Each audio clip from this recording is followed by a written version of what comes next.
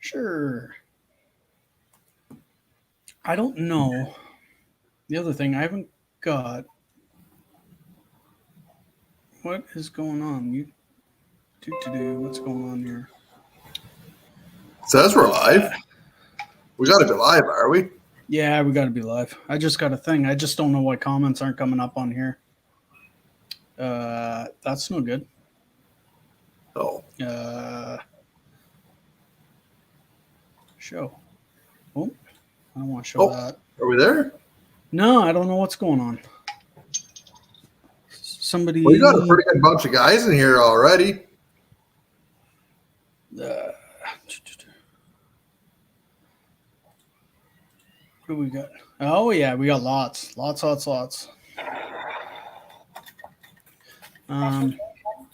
This is no good. We'll get her deciphered. I'm sure we will. I don't know why this isn't coming up.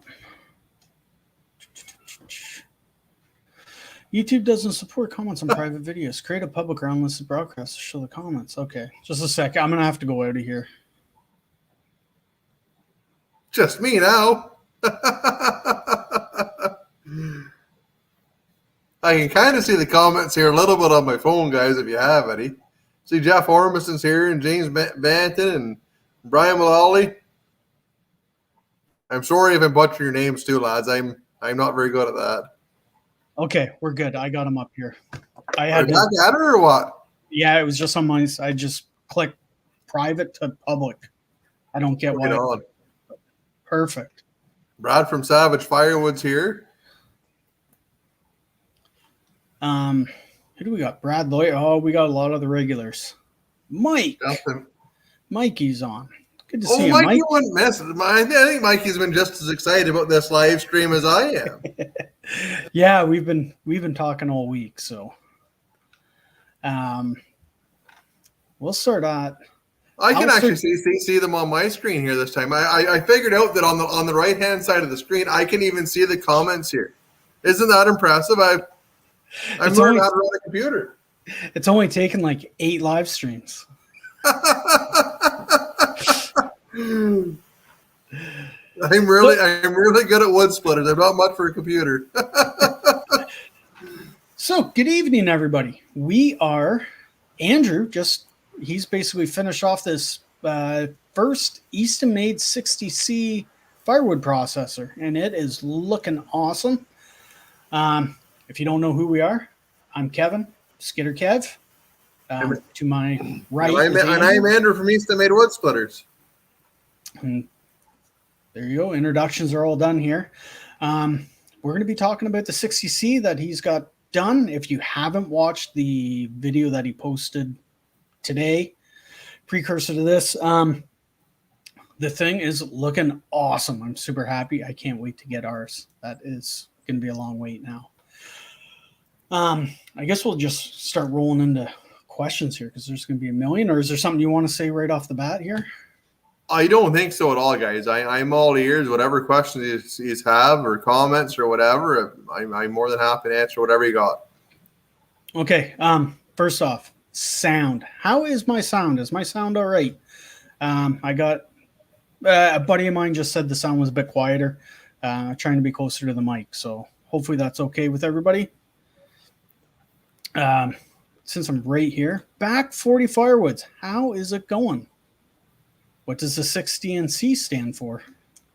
Well, that's 60-inch blade and a C for circular saw. That's right. And 48C, 48-inch blade, circular 48-inch circular, yep. The only ones that are different are the bar saws, because the 22 MB would be the size of the log it's going to take us 22 inches in diameter. If you went off the bar size, it would be kind of a wonky measurement there, or something that wouldn't really collaborate with what the machine would do. So so we'll start here. Alistair Davis, when will they be available in England?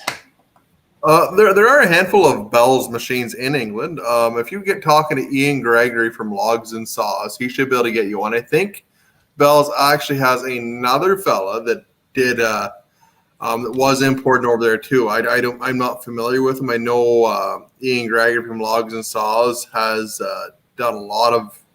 It's starting to bring over a lot of the Eastonmade wood splitters, and anyway, so I'd imagine he'd be able to get you a processor over there too. The nice thing about the processor, the way that we did them, is you can actually they actually fit in a C can quite easily. So we can put even something the size of 60C will slip into a C can, and when we were designing it, we made sure of that, because we have a lot of guys from overseas, a lot of guys in New Zealand and Australia that are really interested in these machines too, to make sure we can get them looked after. Yeah, you got a bunch in Australia too, don't you? They're the Bells. Yeah, a bunch of the Bells processors. Yeah. And you have a deal. There'd be a dealer or importer in Australia as well. Australia, New Zealand, I guess. Yeah, the fellow's name is John Hanson. I don't know what John's business name is. If Mikey's on the live stream here, he may know, or if Jeremy's on here, or one of the other lads, they may know what John's business name is. He deals a lot of firewood equipment and logging equipment. He's out of New Zealand, and he looks after New Zealand and Australia for us. So if you were in either one of those areas, you'd have to get a hold of John, and John will look after you on setting you up with a processor. Well, there you go. I'm trying to go into the bottom of the videos here to see if he does post or the questions.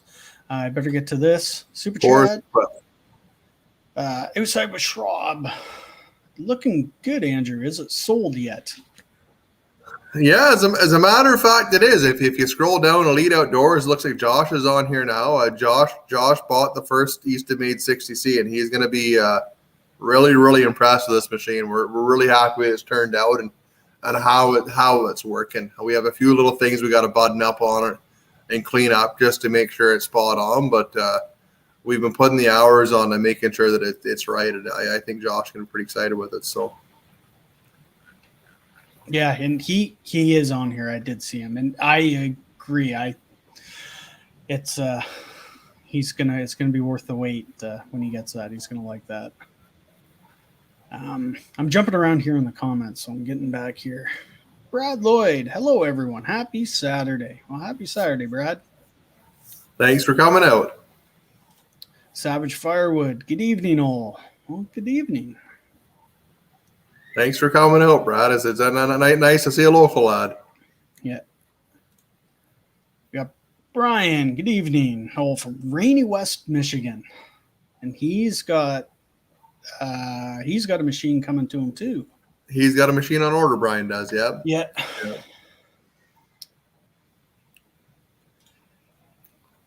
Splitter bypass option is quite useful, and I agree that will be a very handy option. It really is great. Like even if you have a piece of wood that you know how like you're in the middle of a log, it takes a kind of a big crook or a banana on. You can get that out of there, set it run it through the splitter and get back to business. Right? It's just really. It's a lot more useful than I even thought it would be. It's well worth having on a machine. The way it's set up works really, really nice. So, are you able to get like a IBC tote underneath it? No. It's not quite high enough for an IBC tote, but like we've just been running it with the Carp's got a big rock bucket or whatever, and yeah, it works just as well. Most skid steers will have a quick attach or hydraulic quick attach, so it's not, to me, it's not a whole lot different than that. Yeah, I was almost thinking, I was talking with Pete about it. You could almost make like a little box with a quick attach plate on it, so you can just dump it in an IBC tote just to be quick, right? Yeah, and even at that, like, if you really want to get down to the nitty gritty, you can put a conveyor under it. Yeah, like we've been looking at that and kind of toying with that idea, and just put another conveyor on that. You send all those call rounds up the conveyor and split them later, right? Yeah. Put that through your like axis or something that you have sitting right next to it.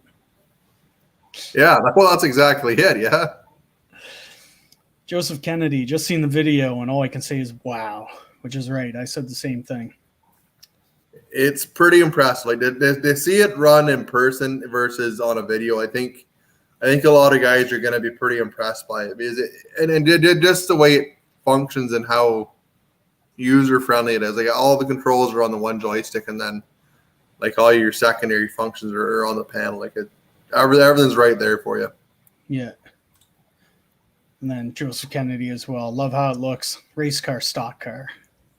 And does you know what? He is exactly right, because that 60C is like a stock car number on the door. He is exactly right.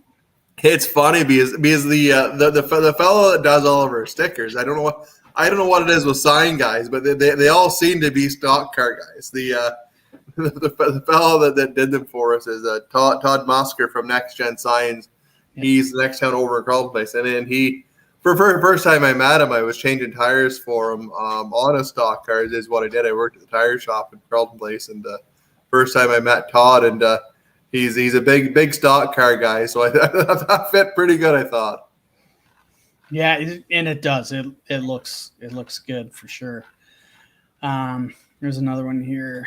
Daryl, the same thing. He loves the idea of dumping the pieces out that you don't want to run through, which I agree 100%. Whether it's a crock or, just that banana piece, you can just get rid of it, right? Yeah, it just saves a lot of wear and tear on the machine too. Like because like you're not gonna make nice firewood out of it with processor anyways. If you put it off the side and do it by hand or whatever, have a day or two out of the year that you got to clean that stuff up. You're far better off to do it like that than to run it through the machine and aggravate yourself. And we got some sarcasm in here. Some people probably already would have seen this and know what's going on there, but this is he's making fun of somebody else. I've got a good idea who he's making fun of too. Yeah. Oh yeah. I'll leave that to myself. Yeah. And this same guy. Brian, these guys are awesome. Well, you're awesome. Thanks for showing up. There'd be no reason to do this if nobody came and watched. So it's all you guys that keep us on doing this. Yeah, it's very much appreciated, the support, guys. I mean, it means the world to us to be able to sit here and have a beer and visit with all you guys. It makes for an enjoyable Saturday evening. Yeah. Oh, yeah, for sure. This is fun. I have a great time here. Here's James redeeming himself. We won't hold it against him. And videos by Al, buddy Al. Good stuff. Everything's good. Jeffrey, good evening, gentlemen. Well, good evening to you. Hope all is well. Thanks for coming out, Jeff. Really appreciate the support. Great talking to you. Firewood, Northwest. Hola. Thanks for coming out, Rodney. Andrew, how long did it take to process that big pile of firewood at the end of the disc screener? Honestly, I don't know what would have taken. Probably, I would think all together an hour running, maybe around there an hour and a half. And not too terrible. A lot for you. You guys are still testing, so starts and stops and checking stuff too, right? Hard to keep track all that time. Yeah, and like we're bouncing back and forth quite a bit. Like when we're on a machine like this, like we'll run it for 15, 20 minutes at a time, and then kind of take a look at everything and adjust it and see what we got to do. Like the machine's been in our Carp's Woodyard 3 or 4 times now, just because you see how something runs or how it works, and you want to adjust and you want to do something better, different on and try it out. And because for me, I want to make sure that if I'm sending these machines out, that even from the word go, they're perfect. I don't want anybody having a poor quality machine out there. Something that doesn't work is kind of the biggest thing. I want to make sure if there's something on there, it's going to function for a long time for you. So yeah, and for someone like us who are waiting on a machine, we like to see this because we know you're putting in the time to make sure it's all right. You're still going to have some issues pop up, but at least you're putting an effort in to try to make that as small as possible. What do we got here? Oh, I forgot. I didn't even get to this. Well, there's Dan. Hey, you two Woodhounds, how you doing? Well, we're doing awesome tonight. And they're at a Firewood show that's on right now. So Yeah. I've been doing some live streams. I haven't been able to catch them yet, but hope you guys are all having a blast down there. I wish I could make it.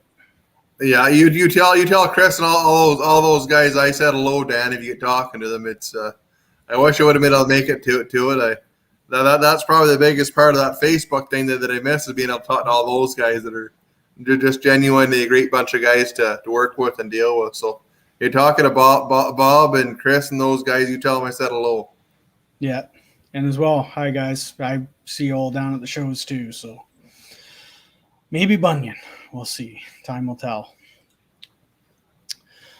WTF. Hi, Kevin Andrew. How are you doing today? You getting all the rain we're getting up there? How are you? Did you guys get hammered with rain today? You know what? It wasn't too bad. Like when that video, I did it this morning at around 11 o'clock. It poured rain and from this morning until 10 o'clock, and I got a break in the rain, ran down there and got the video, and it didn't start raining again until just when we started the live stream here. It started pouring down, and now it's even at that. It's not even raining that hard right now. So yeah, we got some this morning, and no, it's not raining yet. Or raining. Yeah, I think it's going to rain again, but not right now.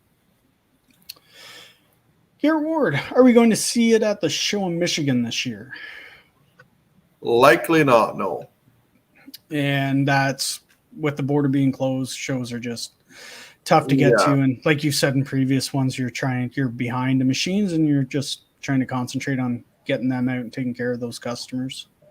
Yeah, we really want to make sure, like the shop is actually coming together great right now. We have an 8 kilowatt laser going in, and all the paint stuff's going in right now. It's going great. So I'm really excited for that, and it's a big undertaking, but I think we're going to come out of it pretty good. So yeah, you guys have put a lot of work into that. The boys in the shop have been working hard too. Mm-hmm. How many hours do you got on that unit so far? I think there's 20 hours on altogether, 25 and around there is what's on the hour meter. Somewhere in around there. At this point in what we're doing, I feel pretty comfortable that we can foresee a lot of stuff as we run it and see how things function. Like it's not like we're fresh coming into this where we're not familiar with the failures and shortcomings of different structures and parts. So I think another week or two we will have this one out to Josh, and he'll be good to go. And do you have the next one already started then? It's getting built too? Yeah. It's a manual bar saw. It's going to a fella down towards Belleville, actually. Oh, okay. Yep. So it should be running. I think hoping midnight, like not this week, but the week after, like after Canada Day is when we're hoping to have it up and running. And that's one thing we are really excited for too, because it's going to be in terms of bar side, it's going to be a machine. Yeah, I bet. Lots of horsepower for that. Lots of it. It's going to. We've kind of gone back to zero with the bar saw, or the function of the bar saw, and it's going to perform really well. So. Joseph Kennedy, how much for everything like in the video? Depending on the currency, you're looking at probably around 150 US, 160 US, and around there. I couldn't tell you right off the top of my head, honestly, Joseph. We got Joe at Joe's Firewood videos, and he's right. Thumbs up to the videos, guys. Well, thanks for coming out, Joe. Everybody else can give her a thumbs up like Joe. I appreciate it, Joe. It means the world to us. Yeah, nice to see you here too, Joe.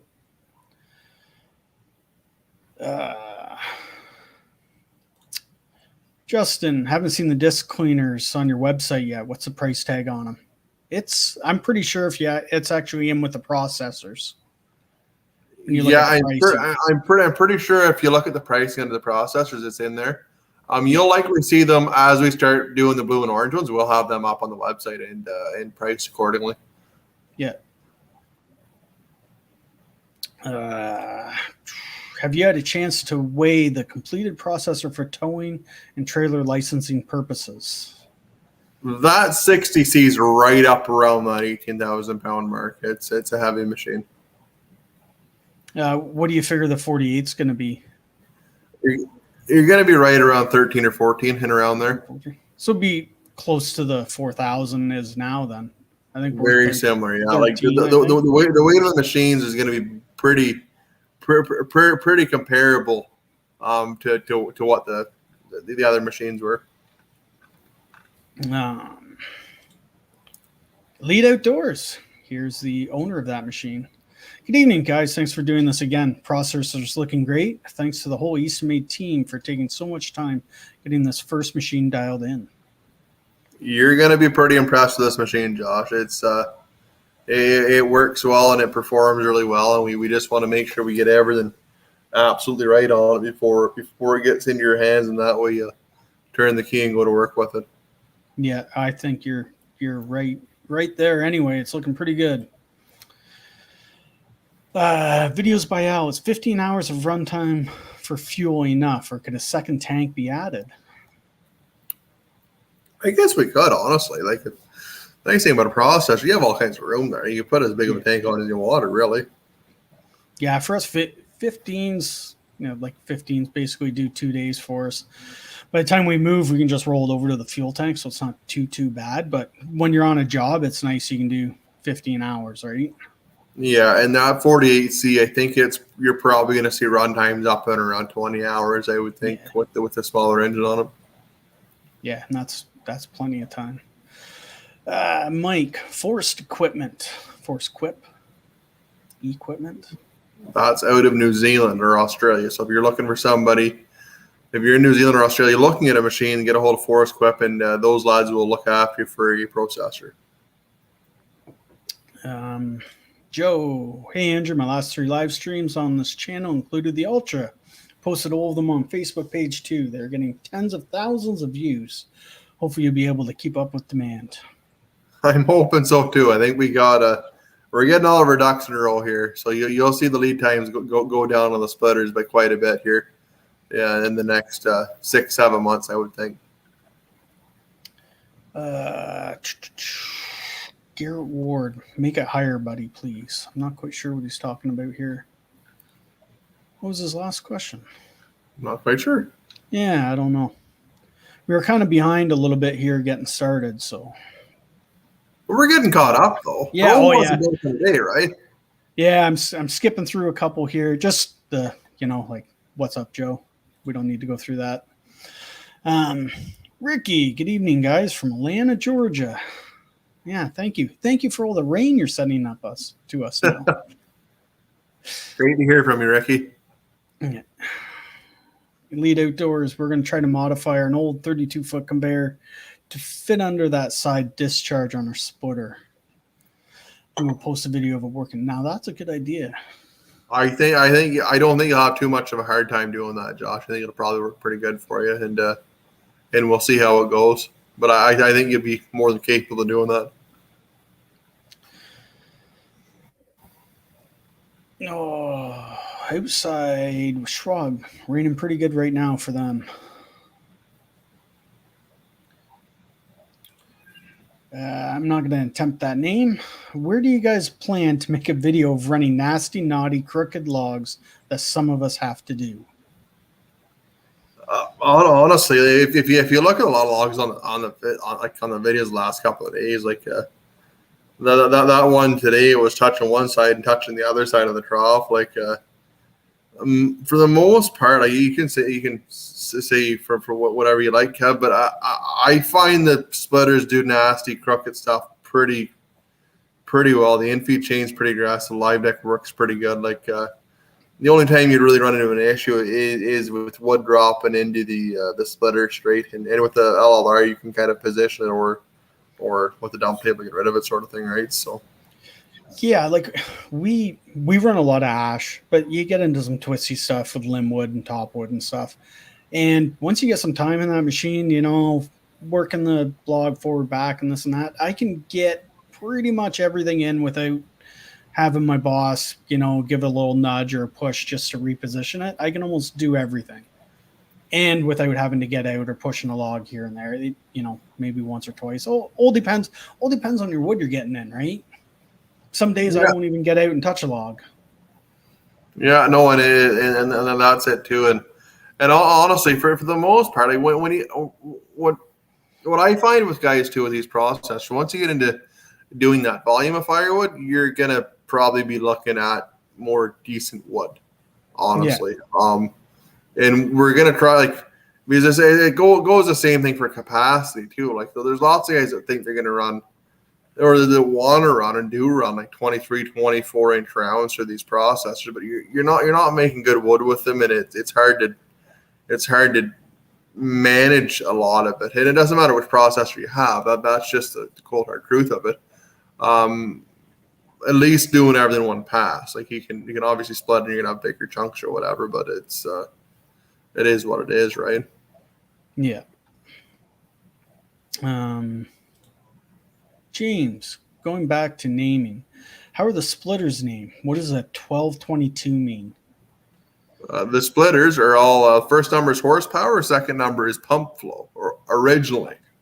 That being said, the splitters have changed horsepower, mostly just horsepower. The pump flow is the same, but horsepower has changed on them anyways. So, and that's how I originally did, and we just kept with those numbers.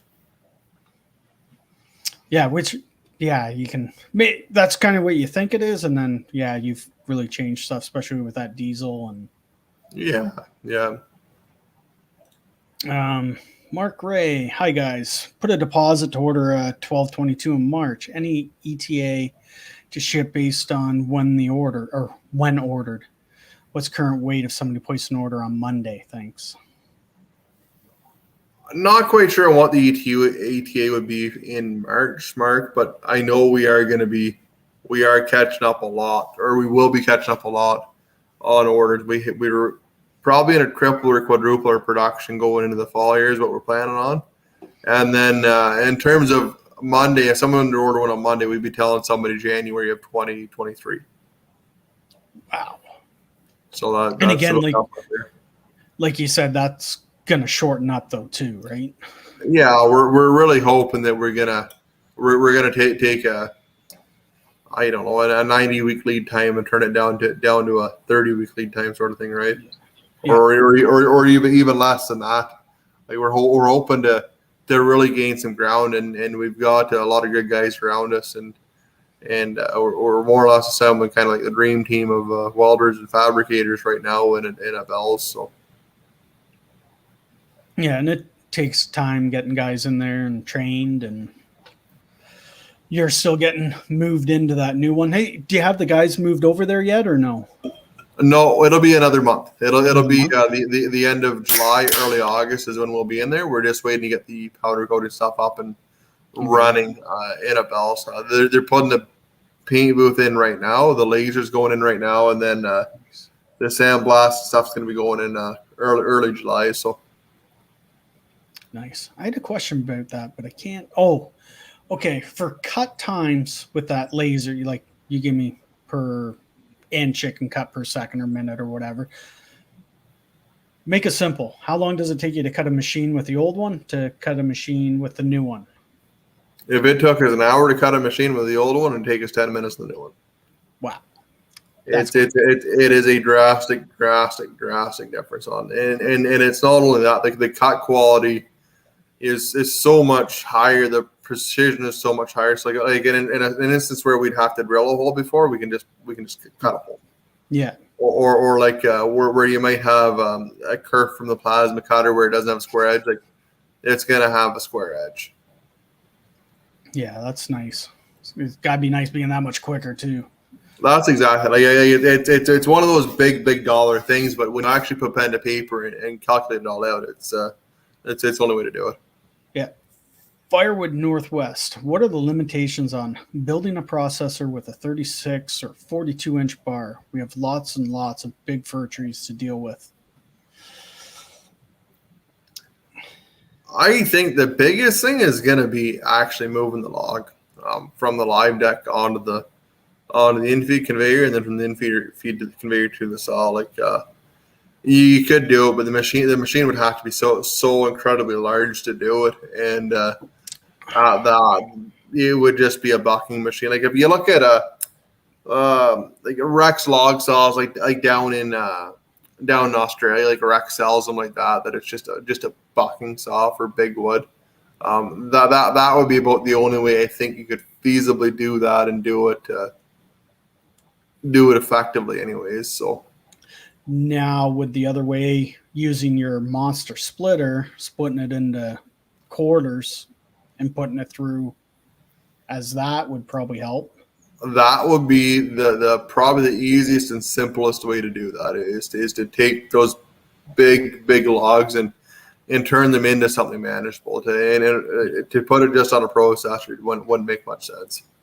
Yeah, and those are big logs. Like you're banging around a machine pretty good with them. Yeah. Steve Gregg, hi Andrew and Kevin. How you doing, Steve? Thanks for coming out, Steve. Brian, keep up the great work, Andrew. And another local lad, Brian. I was in Brian's wedding. Oh, very local. Very local, just down the road. Yeah. Jeffrey, I always assumed the blade on the processor was belt driven, but while watching your video today, I realized it must be hydraulic. Could you tell us what the drive looks like, how big it is, how it works?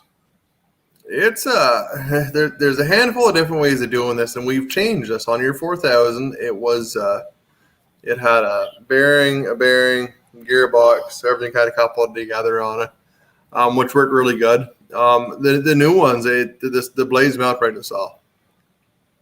Like you have like the motor, saw, hub, bolter together. That's what holds it on there. We need to go to a different saw motor, do like a Parker saw motor, Ben Axis Parker motor is what we use for it. And if you look at any of the big Pro-Pack slashers and stuff like that, that's the way those guys run them, and then they have for years, quite successfully. So, yeah, ours we've had one issue with it, and that was operator error, and it actually wasn't me. I'm not taking blame for this. But yeah, it is a pretty simple setup, and really we've got just shy of 2,000 hours on it, and we would have had that problem if we didn't have that issue. It was just a rookie mistake of a guy not holding the log properly. The clamp didn't have it, and it just ripped and broke bearings, and yeah, it was bad. But we got it all fixed. Actually, you guys helped us like instantly on getting that fixed up, so that's good. Which was good. When will you guys make a video of running acid crooked knotty logs like some of us have to? And how does it work on a 3 to 5 inch log? The smaller wood. Excuse me. The smaller wood works fine. Honestly, the only issue you run into the smaller wood is it's harder to go through the splitter because you have a little bit of a gap in between the rollers. So like it might want to bypass one way or the other. But if you have stuff that's 3 or 5 inches, if it doesn't get split right down the middle of it, you're probably all right. I would think for most instances, it wouldn't need to be perfectly split in something that small. The only thing we get down into wood this small, making sure that clamp is holding it well. Yeah. That is one thing you want to make sure of. That can wake you up in a hurry. If it's too small and it's not holding it right, it's one you want to kick out.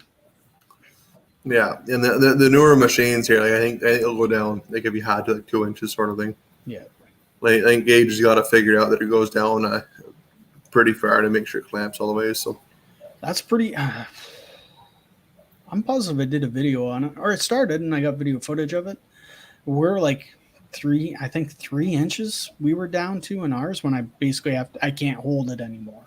Yeah, it physically won't hold on to it. Yeah, exactly. And at that point, it will rip it out of that hole. The saw will rip it out. It will wake you up.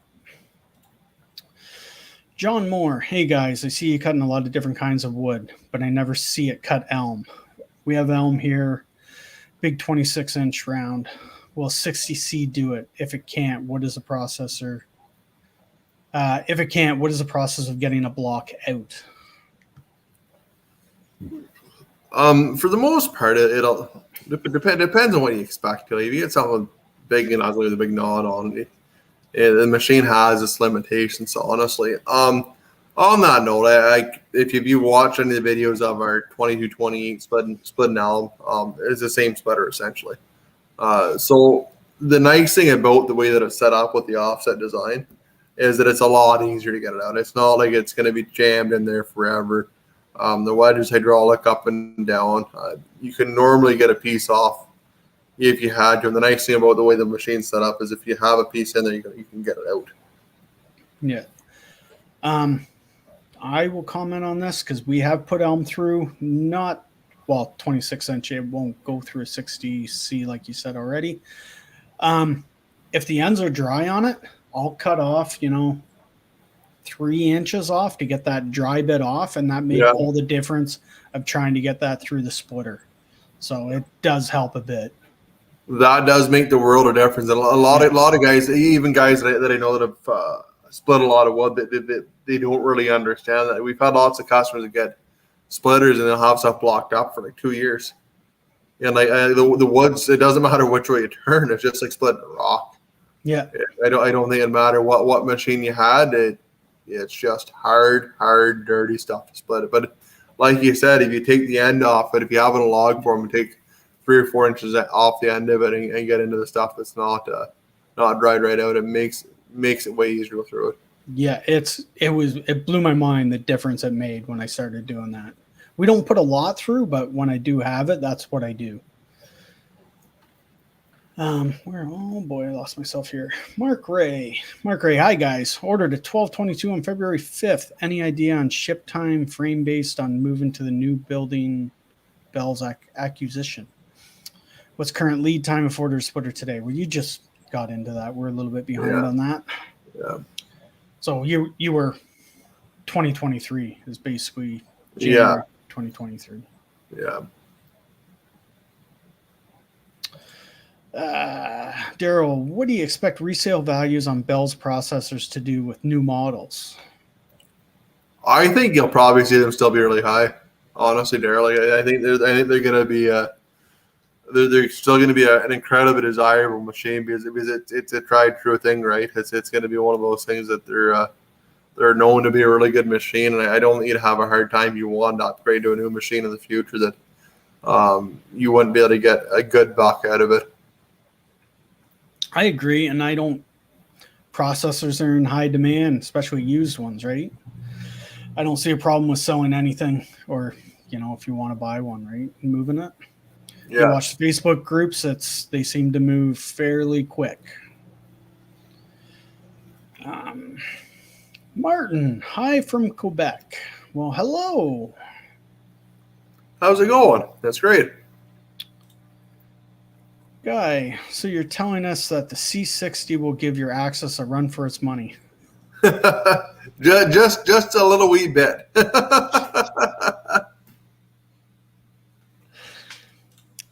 Mike DeBoer, would you sell a red dot AC? Regret not putting one on my 4000. Oh yeah, I would imagine we could probably look after that for you if you give the shop a call. I'm sure we could organize that. It's those wee cabs, you know yourself, Kev. You get in there and it's just like a sauna in there. It gets more, like I said, I set up I got a fan on a magnet so I can move it around. I can have it blowing right on top. My hair is a bit thin here, so it cools me down pretty quick. How big of a round can the box wedge you have run efficiently? I'm gonna say 24 inches. You can go right up to whatever you want, honestly. Like we put stuff through 3 feet across, and it. The only issue you run into is you have to kind of watch the arm on the outside of it. As you're splitting here, you got to be conscious of that. But you put something through that size, no worries at all. Savage Firewood for the 1222 I ordered. Are we still looking at August for pickup? I would think so, Brad. I would think that would probably be The guys are pretty well on schedule. I think we're a couple weeks behind, but I think we're winning with it. Oh, whoops! I just read that one. Firewood Northwest, 102 degrees here. Wow! I heard you guys are getting quite the heat wave out there. It's supposed to be warm here tomorrow too. Is it supposed to be warm down your way tomorrow?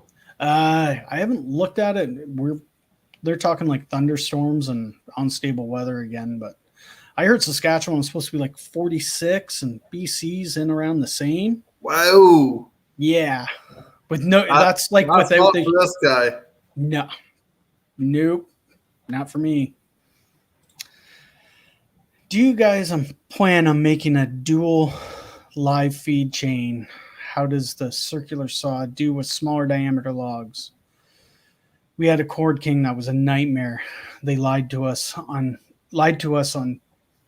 not what it could do. If you're talking about the in-feed chain and running smaller diameter logs on the belt, because we run smaller stuff, we never have a problem with it. And we put a lot of smaller stuff through just because how we take our wood down. And I think with the Cord Kings too, like I don't want to just the way that they're built. Maybe he suggested that, like, because the grab arm is connected to the saw, so the grab arm has to have pressure on it, like as the saw comes down. So if you're into something small, like I don't think that would hold a piece of wood at all. Like if you were into something like 6 inches, I really, I don't want to say that bad, but I really doubt it would actually even hold it, even at 6 inches. Wow. Just because, like, as it goes through, it has to have that pressure of the saw traveling that 3 or 4 inches for it to go through. And I don't think it would work well enough. I think it works really good in bigger stuff. Even up over 8 inches, 10 inches, I think it would be fine. But I think smaller stuff, I don't think it would work well at all. And just my opinion, I could be wrong. So.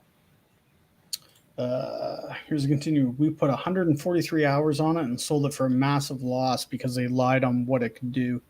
We're on 4 processors now and looking to upgrade again, but don't want to make the same mistake. Wow, 4 processors.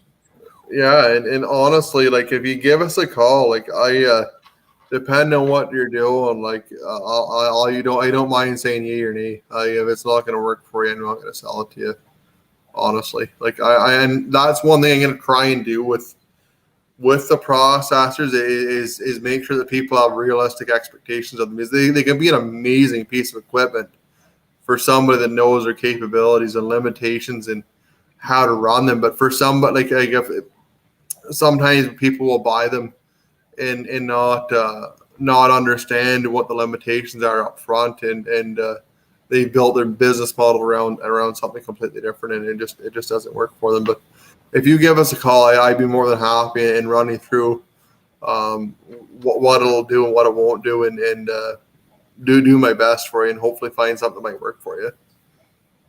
All right. Hopefully that helps you out. And like I said, we run a lot of small stuff, and we've never had a problem with ours.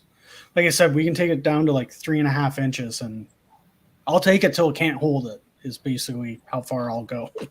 And you can tell right away whether it's going to hold or not. And the nice thing about the machine is you can tell that before you cut it. So if you get something too small, you can just run it off the front of it. That being said, like we've even made extensions for guys for the grab arms. Like if they're doing a lot of small stuff. Yeah, I actually have seen that. I saw probably one of the first ones you guys made. It was a local guy, I think, there you were making it for. Entirely possible, yeah. Yeah.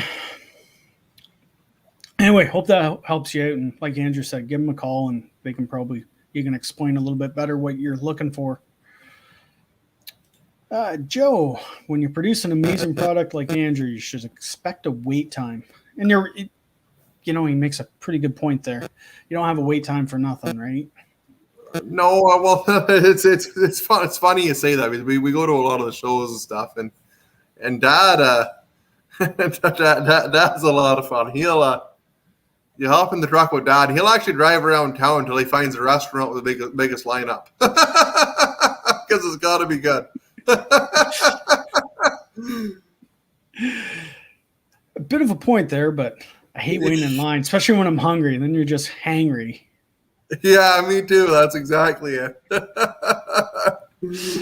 That's always the best rule of thumb. We'll drive around town until we find the restaurant that makes line up. Yeah. This is just kind of a comment to another guy with the big fir logs. With the price of dimensional lumber these days, if you had access to big fir logs, sawmilling them might be a better option. Yeah, I don't know the fir market at all, so I can't comment on that. I wouldn't know the first thing about a stick of lumber at all. I would be the wrong guy to ask, honestly. Yeah. And to go off your video from earlier, we had a 28-way wedge that we put one log through, and it's still there today, and the wedge absolute failure. Yeah, so that's kind of it. Like I'd rather be completely and totally transparent with people and tell them how the machine's going to work than lead them astray on hopes and dreams. I bought equipment like that. I've got a CNC mill out back, and it might as well be a paperweight, a piece of junk. So I wouldn't ever want to do that to somebody. I want to make sure that if I'm selling you something that's going to work the way that, at least the way we told you it's going to work, right? That it's going to function and do the job for you and do it well. So yeah, for sure. And that's what guys want. They want honest. If you tell them it's not going to work for that, they're going to be like shocked, but be thankful. Well, at least they can make a plan then. You know what I mean? Yeah. At least they're not going to spend a couple $100,000 on a machine and expect it to do it, right? Yep, for sure. Dean Parks just got on. Don't know if you said the price on it. I think you said $150 US for that 60C. Yeah, for the whole kit and caboodle, you're $150, $160 for the whole thing in American dollars. So we do have the prices on our website too. So if anybody's interested, we do have everything listed. Like another one of those things. Like I know myself, I'm shopping for something. It's far easier to just look at the price on something like while you're looking at it. You're gonna know whether it makes sense to you or not right off the bat, right? Like if so, I just assume put all the price up on the website. The only variance is going to be the freight, depending on where we're going to or whether you're buying it from like Forest Quip in New Zealand, Australia, or Gregory over in UK. That would be the only variance. Those guys got to make money too. So yeah, and you got shipping, like you said, shipping on top of that. It's sea cans to ship aren't cheap today. They've gone up in price too. Joe, supply and demand. I go through the same thing every fall. Sometimes have 6 week wait for my firewood. Yeah, that's just, you're right. Supply and demand. That's how it goes. Just on that note, I haven't been I normally follow along with Joe, but I haven't in the last couple months. Did you end up buying a truck? Did you find a truck for yourself yet? That I don't. I got him. I haven't been, like I said, we've been swamped too. I haven't been keeping up. I don't think he has yet, but I've been so busy. It's really nice that we have so many of these great creators on YouTube and Firewood guys making videos. It's hard to stay on top of everybody and watch everybody. Yeah.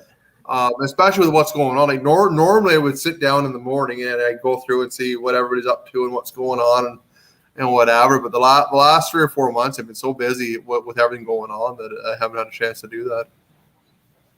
Yeah, it's sometimes it can be tough with watching busy schedule and then trying to watch everybody. It's be tough. But Scott Bonfire PFP LLC from Maine. This is a great platform to get the machine capabilities out. Well, that makes sense. I've been seeing the Bonfire come up on Facebook there a little bit, and it's good to finally know who's talking.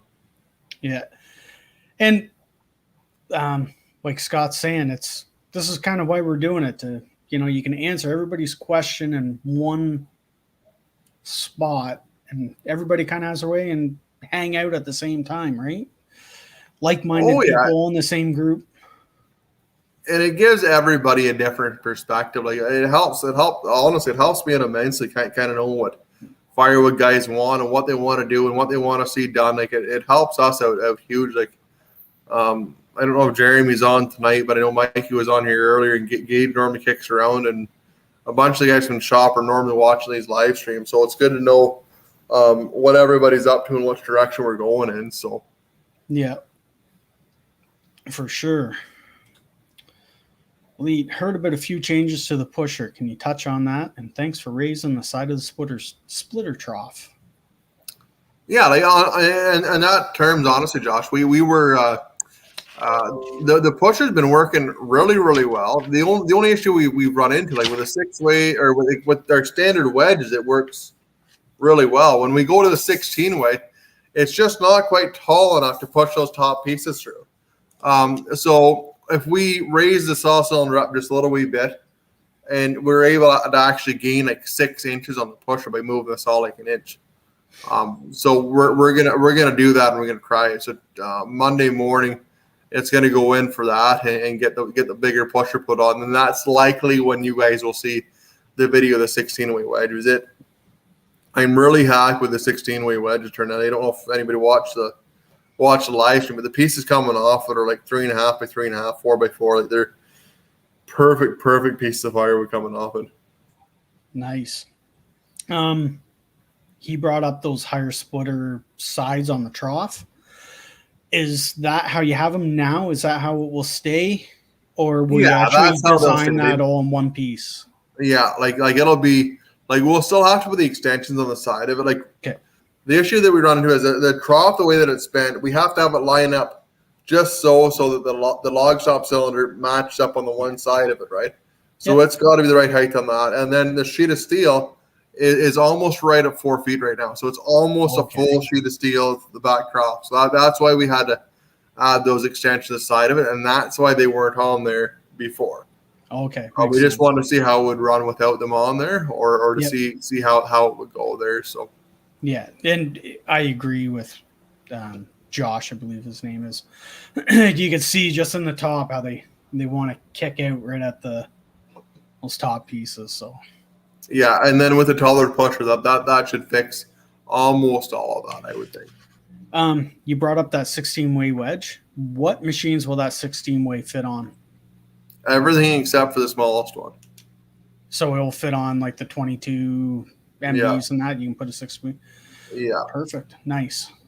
Well, like as far as we're concerned, like we've talked about it a lot. Like as far as we're concerned, like most guys that are going to be buying a processor, looking at one of these machines, like that's more or less the market they're into. They want to be able to put something through in one pass, right? So, and like for us to do it, the splitters are all the same, and like there's a lot, like most of the machine is common from one to the next, right? So we really want to make sure it's the same as the splitters that I built. Like you can buy a 511 or a 1222, like they're the same machine. The difference is the engine, pumps, valves, all that stuff on it, right? Yeah. So I'd rather have the basic function of the machine work really well for somebody. Yeah, for sure. And it's nice. So the same, you don't change the thickness of the wedges, steel, or anything. That's all. I can take one off a 60C and put it on a 22, right? Yeah, honestly, you could pull the wedge right of the 60C and put it in 2228. Yeah. Like honestly, like the wedges, like that 12 way that we did in the video, like I pulled it out of a 2228. Oh, okay. Like it's the same wedge. Yeah, that's good to know. James, is a 37D a popular model of splitter? Looking for one for around the cottage and looks pretty fast. We are starting to sell a lot of them. I would say half the people that have bought a 2228 or have a 2228 on order have upgraded that 37D. It would be at least half of them. When you're into that caliber splitter, spend a little bit more money. You're not going to need to worry about fuel. You're not going to need to worry about any of that kind of stuff in it. Yeah. It's got all kinds of power and speed. It's a good setup, and you're not going to lose any money on it. Like when you're going to spend a little bit more on it, but you're going to have the asset, right? So yeah, oh yeah, for sure. The resale on it is makes up for it. John Moore, thanks guys. Well, you're welcome, John. Thanks for coming out, John. Joseph Kennedy found a Cord King here for 30K.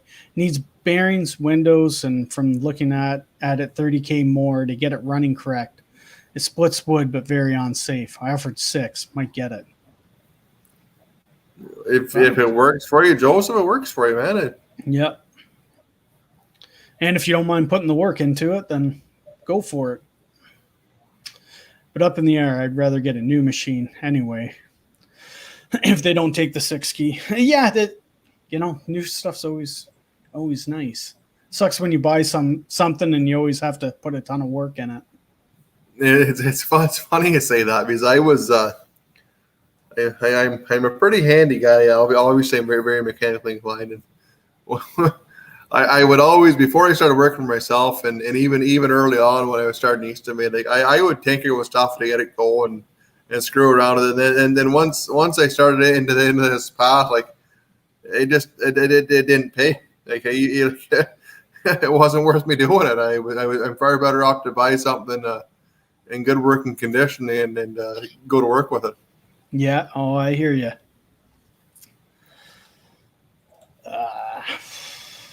So since you've built your 60C, what's the future hold? You going bigger add-ons and bigger plans that you're willing to talk about? Honestly, I don't know. Yeah. I don't think you need a processor much bigger than that. Like obviously there's bigger wood out there, but you're not making nice wood out of it. Like so in terms of processor, that doesn't really help for that. You'll probably see us in the next year or two get into doing some attachments for skid steers and stuff like that, and general firewood equipment, and maybe even some agricultural stuff. I don't know, but I know I want to make sure I get the processors and splitters hammered out, that it works like a well-oiled machine before I take anything else on. So yeah, it's tough you want to get one stuff perfect and then carry on, right? See where that goes. Yeah.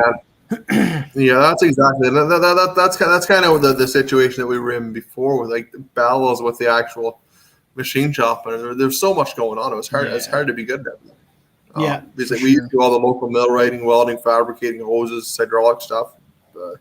You name it, we did it, and it's just really hard to be able to service everybody well. And I just want to make sure that if I'm going to do something or stick my hand into it, I'm going to be the best at it. So yeah, and for like Pete and I have talked about it. We just talked about it recently. It's with these bigger logs and guys wanting to put 30+ inch stuff through a processor. For us, that's a saw log.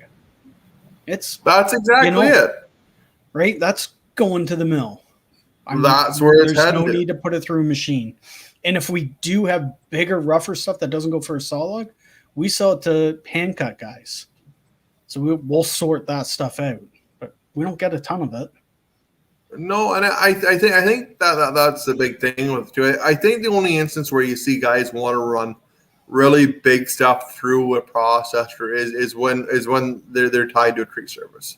Yeah, like a guy that owns a tree service, like for example, I was talking to a guy, or I seen a video on a guy from North Carolina where he had kind of gone through all the stages of trying to get rid of the wood that he could, and splitting was honestly his last resort. But even at that, the machine can only take so much. He can only sell so much of it. So. Yeah, for sure. And that, tree service stuff, that's the last stuff I want to put through a machine. No, in terms of a firewood processor, it's far less than ideal. Yep, 100%. Like even at that, like we've got the machine set up, like the live deck, and the way the machine's configured right now, it's not it's not near as bad as it was, like on the old platform. But even at that, you're not gaining a whole lot with it. You're that big stuff, you get up over that 24, 25 inch mark, you're probably just able to cut it with a chainsaw, or even throw it through a saw and spit it at the side of it as you are to run it through the processors and splitter on it. So what do we got? Scott, nice job on here, guys. Andrew, will the 18 MB through 22 EB be coming out blue and orange late this year or next? I don't know about the 18 MB. Like when we get an order for one, then we're gonna explore that and we're gonna do a nice job. The 22 EB. Again, as we get ordered for it, we have a lot of 22 MBs coming out. There's 20 manual bar saws coming out. Like we'll have the first one of those done here in the near future. And I'm still kind of up in the air whether we're going to do a bar saw without electronic control. Honestly, depends on how much interest we get in it. Because once you put that electronic control on, you're obviously pricing the machine a whole lot higher. And whether or not we can do it and be competitive at that and still have a bar saw, I don't know if that's feasible or not. But time will tell. If we have a lot of interest in it, then we'll continue to go down that path and satisfy the demand. So hopefully that answered that for you, Scott. Wood splitter. Got my first paying customer. The 511 has been a great purchase. Blue Ox log splitting, Rochester, New York. Right on. Well, that's good you got that. That's always, to get that ball rolling. Now things will start falling into place for you. Oh, Rome wasn't built in a day. I'll always say that. Yeah. I think he's talking about multiple logs falling into the feed trough if they aren't loaded perfectly straight on the live deck. Can be an issue with smaller logs. The Bells has Bells and the Eastonmade now. They have the star wheels basically to control that. Yeah, it would be like because I mean and Josh had talked about that a little bit before too, because I think the build rate actually has a couple of fingers that come up to stop the other logs from coming in. But I don't think we run into that very often. I haven't come across it a whole lot. Once you kind of get used to running the machine, even after a couple of hours, I don't find it to be an issue. You may have more to put on that, Kev, but I don't think it's a big deal. It happens. When it happens is when you're really not paying attention. You just go too far and the light just keeps rolling, right? Is it a nuisance that I would complain about? No. Like for how little it happens, but it does happen once in a while. But it's not all the time and not every log. It's just it goes, it can go so quick when you get that next log, right? But I don't think it's a nuisance. I find with smaller stuff too, it's a lot easier to separate. Like if you loaded log on top of log or whatever, then you're gonna have a fuck around with it anyways. But if you kind of keep things singular and separate a little bit on the log deck, or at least shake it so that it does do that, then I don't find too much of an issue with it myself. So Mike DeBoer, the Grizzly bars seem quite a bit shorter on the Easton-made conveyors. Would you consider making them longer, like the ones on the Bells, with a longer pan to bring the fines away from the wood pile? The Grizzly bars themselves are about the same length as on the Bell. I don't think there'd be a couple inches difference in them. The reason the pan is smaller on the Easton-made conveyor is because if you look at it, how yours has the chains and stuff on it, you have to take off and screw it out of. The Easton-made pan will actually fold into itself. To move it, it takes literally seconds to do it and to set it up. So it's a lot easier to do it.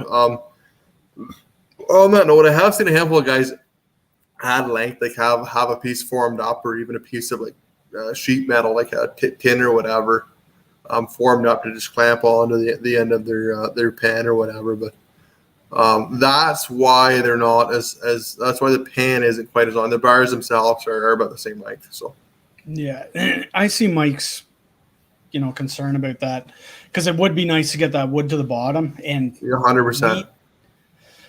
We had we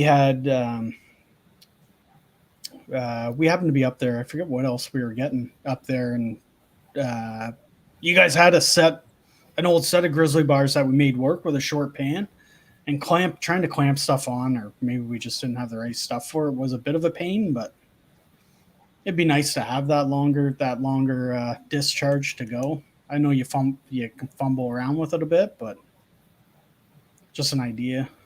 Oh yeah, no, and it may be worth exploring in the future as we keep going. Yeah.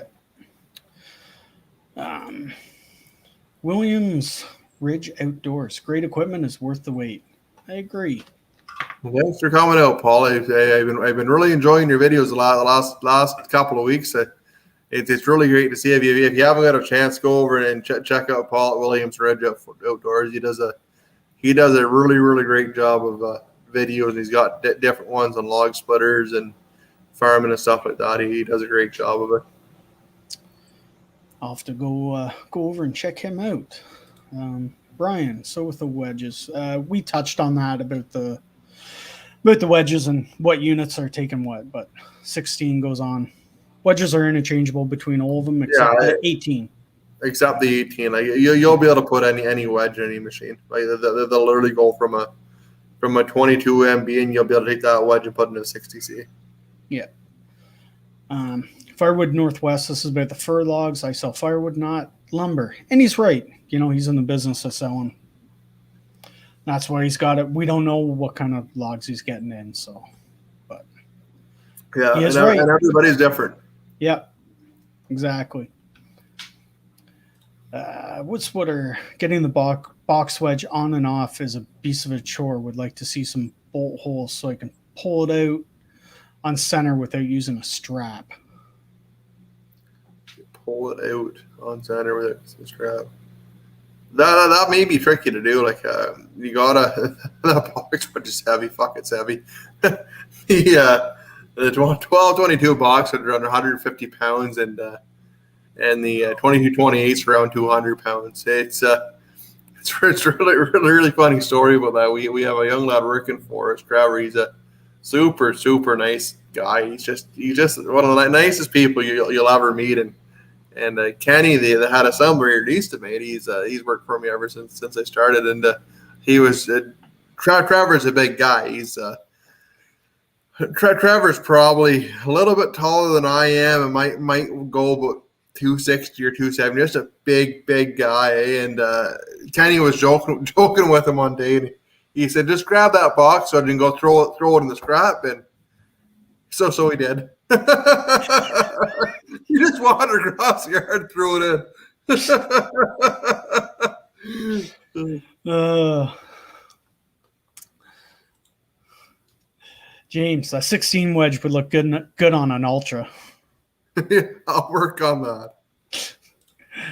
Cliff, are you seeing much delay in the supply chain from your vendors as a result of the COVID pause? Hit and miss here in the States. For the most part, we're pretty good.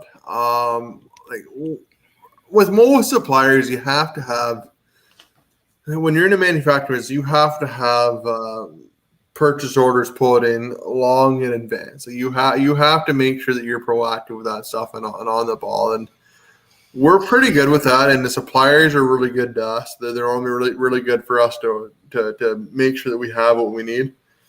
And the only thing is we've really had a problem with is like simple little stuff like trailer tongues or like wheels or hubs or whatever. But we have lots of different avenues for getting that kind of stuff. It's not that big of a deal. The only thing we're having any issues with is just Kubota engines, honestly. We can get our hands on all kinds of the big ones, the 115s. They have all sorts of them. The 74s they're working on them for us. We should be able to have enough to kind of get us through the summer, but it's not like there's a buffer crop there. No, but we should be better going to the fall here. That's good. James, okay, you convinced me to upgrade to a 37D. Have a 2228 on order, and I've been tossing around in my mind for a while. Well, that's the way to go, James. Honestly, if you're gonna do it, you might as well do it. Jeffrey, please comment on the new cab location. It is on the other side. It's a lot bigger. Like it's a lot. It's the English bigger version.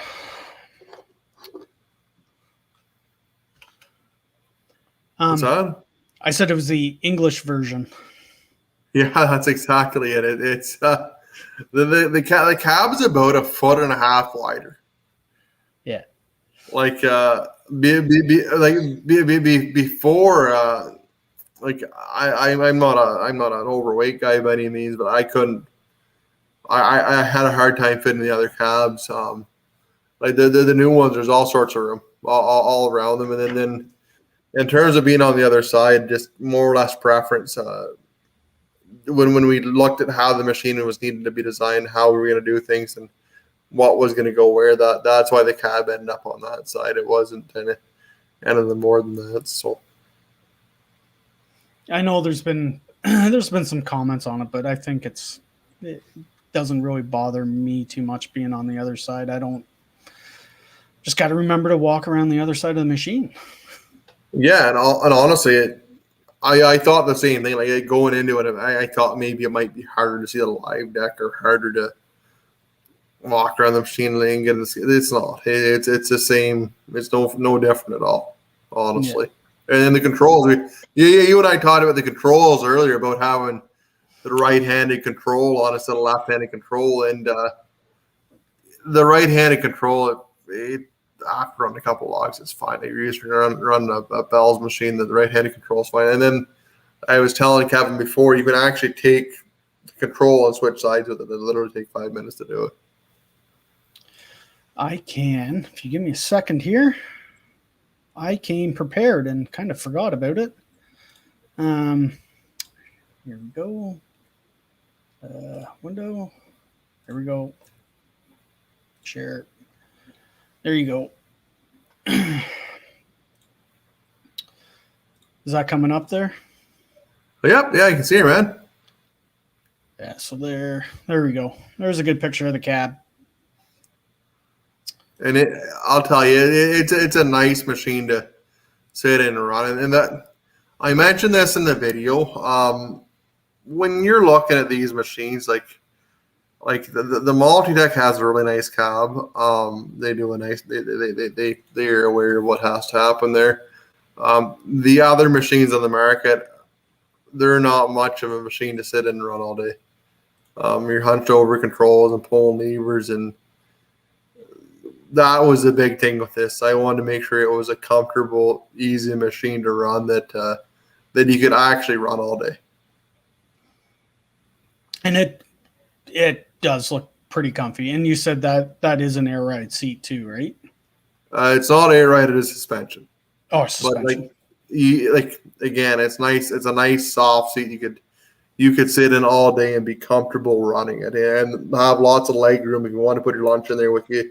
You have room for your lunch pail or whatever. Like it's a really nice setup compared to a lot of the others on the market. Yeah. Yeah, it is nice. I like it for sure. Well, I have these pictures up. I'm going to go because I've had this question asked me.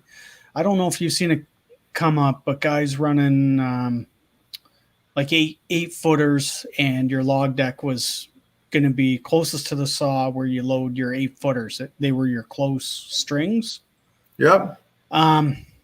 And I just want to show like how far away you are from the actual saw. They're worried about being so close to they thought they'd be close to the saw when they're loading. No. You got lots from there. You got 3 or 4 feet.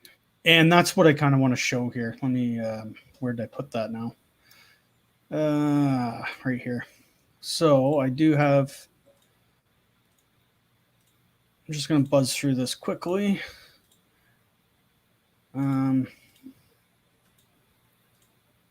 Right here, this is where you can see that distance. So there's a good, I don't know, 5 feet there between the saw and the very first. There would have to be that, because the pin to pin on the splitter cylinder, if you look at the splitter cylinder cab, the pin to pin on it's almost 3 feet. Yeah. Okay. Yeah. So it's about 5 feet. You've got to be about 5 feet, and you wouldn't run into too many issues with it. And like the first 2 legs, it's like 42 inches, and then the last leg, it's like 88 inches or something along those lines. So yeah. So I like that. That's plenty far away from the saw. I think there's nothing to be worried about for them loading, being close. I can't remember who asked me that, but yeah, there shouldn't be a worry there at all. No, and it's a viable concern. If you're thinking about how the machine functions, then it's a viable question to ask. Because I would be thinking the same thing, but with that picture there, it should alleviate a lot of that. Yeah, for sure. Get rid of that. It's funny. I actually sat down. I'm like, I've actually sold those from your Facebook page. I'm like, I better get that, so I have that ready. We have our, let's go. There we go. We have our 60C on order with estimated delivery of October. Do you see that time being lessened? Also, are we the first sale coming from Massachusetts? You're probably the first Eastonmade processor into Massachusetts. I would think October would still be kind of the timeline on it. We may be able to move it up a little. Like, it may move up a little bit, but I would just to be safe, honestly, without knowing the schedule right up top of my head, Brian, I would think that whatever Jeremy had mentioned to you, we would be on track with that. So, well, hopefully that answers your question there, Brian. Joseph, Andrew, I have a secret build going. It will take hand cutting out of the process 95%. I will be putting a video up after bugs are taken care of. A 1.5 year build now, hopefully next summer. Interesting. Well, I hope you get. I really hope it works out for you, Joe. So it's always neat seeing new stuff coming up and what products people are building. Like, it's really great to see what all's going on here. So yeah, I'll be looking forward to seeing that.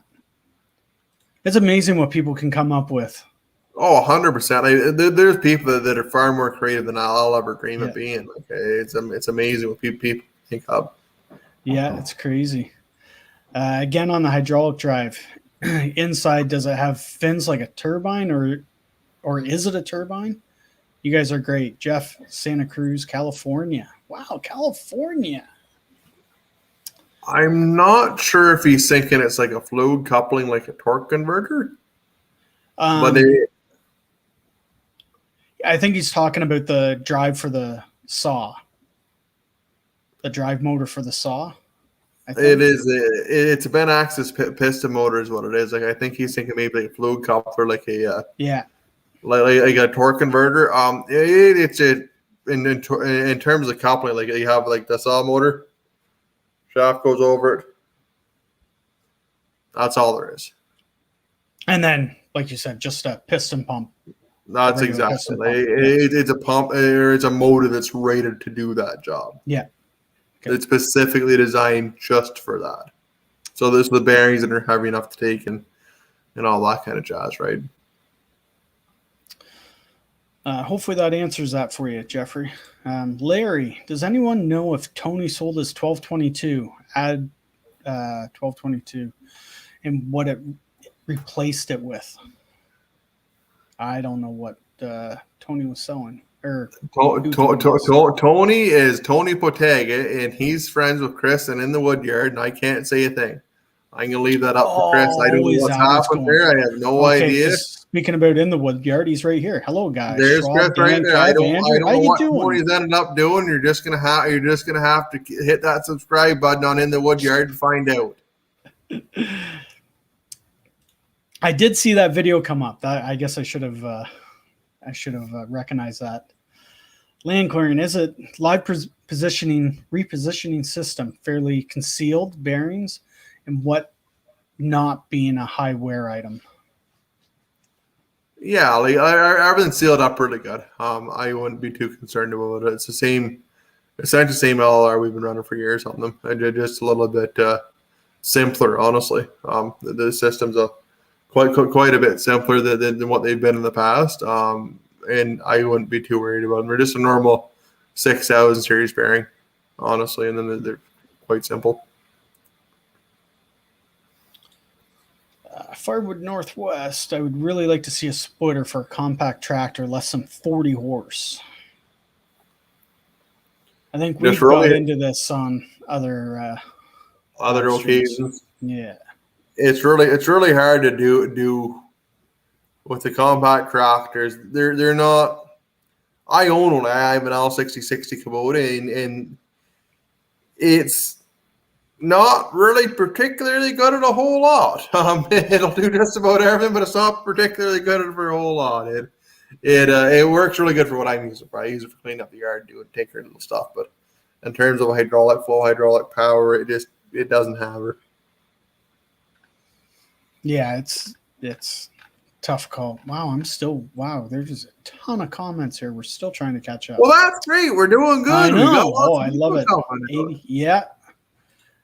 James, congrats on the tractor in the wood yard. Yeah, Chris just got himself a Coyote. I was pretty excited for that. Here we go. He does answer it. Yes, it's sold and mounts a new axis.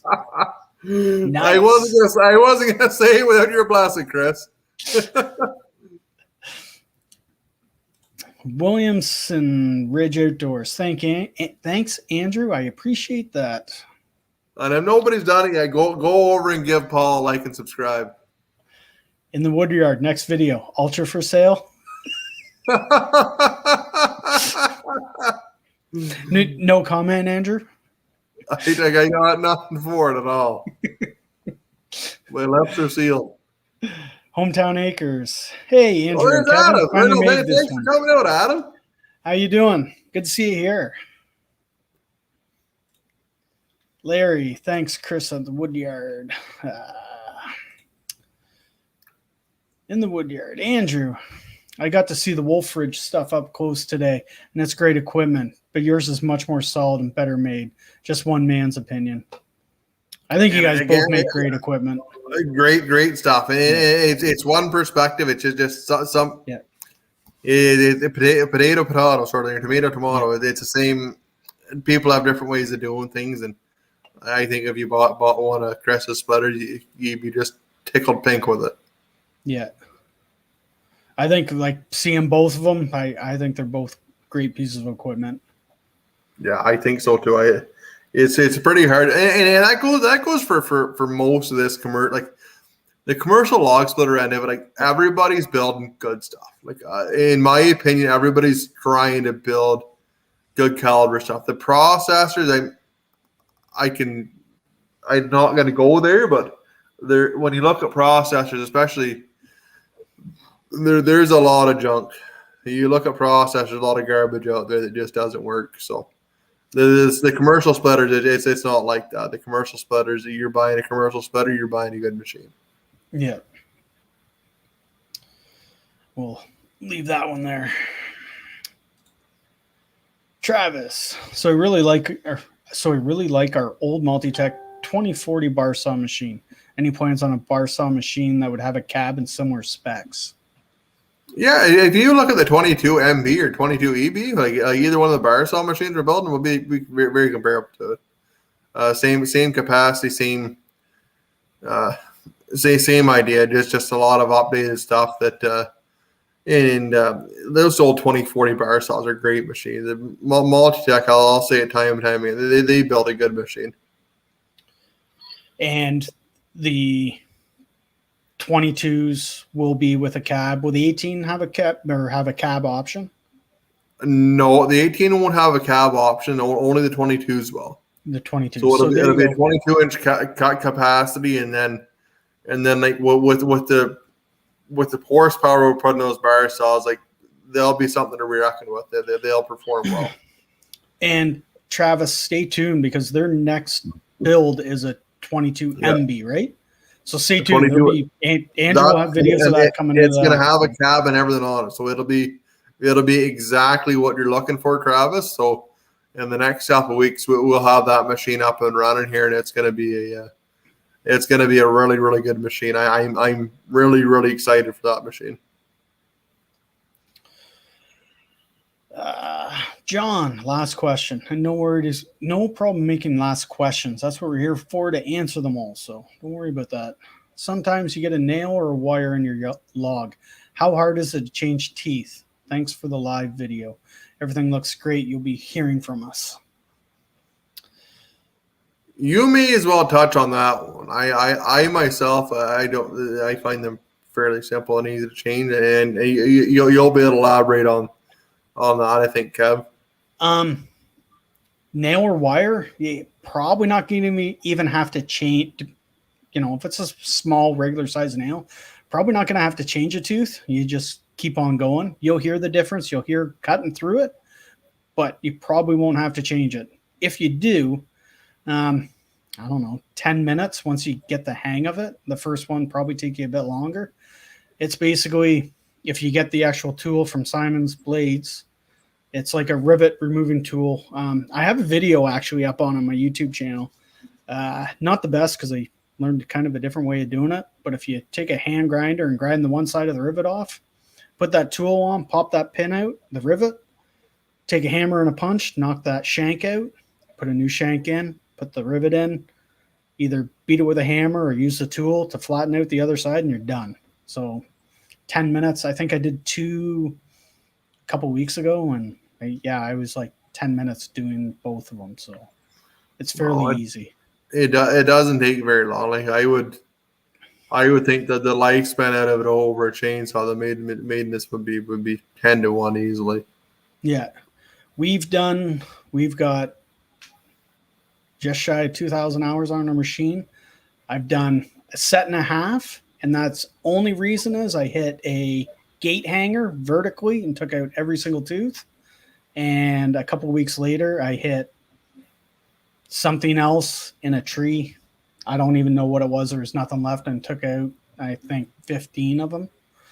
And that's the only reason why we were really changing them. But you do notice a difference when you have those fresh ones on, man. It cuts nice. Yeah, it does. It makes that zing a little bit better, eh? Yeah. Oh, yeah.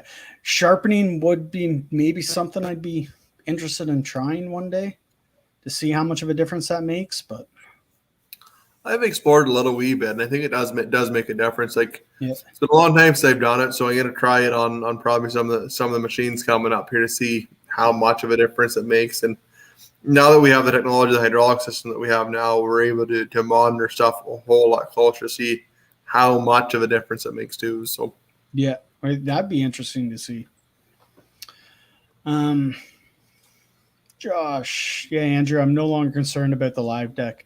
Just have to load the logs straight and problem solved. Kev, are you guys going to be without a processor for a bit? I think you sold the 4000.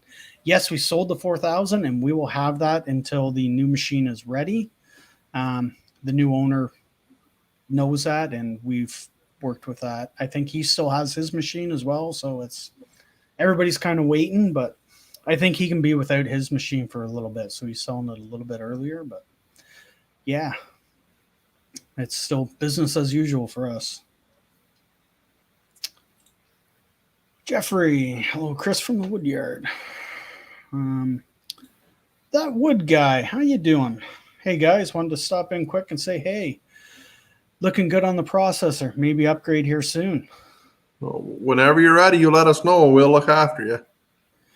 Yeah, I think he's running a Dyna 18 now. I think Oh yeah, that's right too. I've seen his channel before. Yeah. Yeah. He's got a great channel, and I think he's got a Woodmiser sawmill now too. Yeah.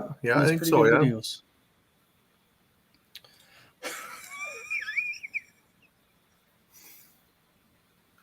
I already know your question. Corey Morgan, he wants to know about the box wedge for the processor for pizza wood. No, not a chance. I won't touch it. Those lads at Yappa have it tied up, and it's funny you say that because I had mentioned them. I had contacted them when I started onto this venture. That geez, if I can snag that up, I'm going to. I'll tell you. And they were kind enough to send me all the patent numbers and everything for it. So if no doesn't work, these numbers will. Yeah. That being said, that 16-way wedge will alleviate any of that issue. So yeah.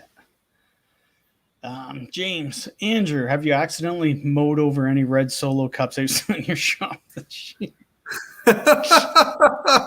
No, not this year. My cousin Mike didn't leave them out this year, so we're all right. It's funny.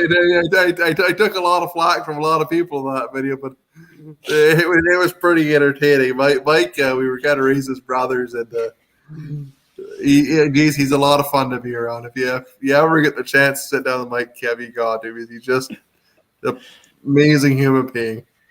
Well, hopefully we get to one day. We got Joe. Joe's in the house. Hello, everyone. Just getting caught up on the LS. The 60C looks dynamite. Good job to your team. Well, thanks for coming out, Joe. It's really great to see you. Was he at that wood show today too? I'm not sure if he went or not. I know it'd be a pretty long haul for Joe to go around there.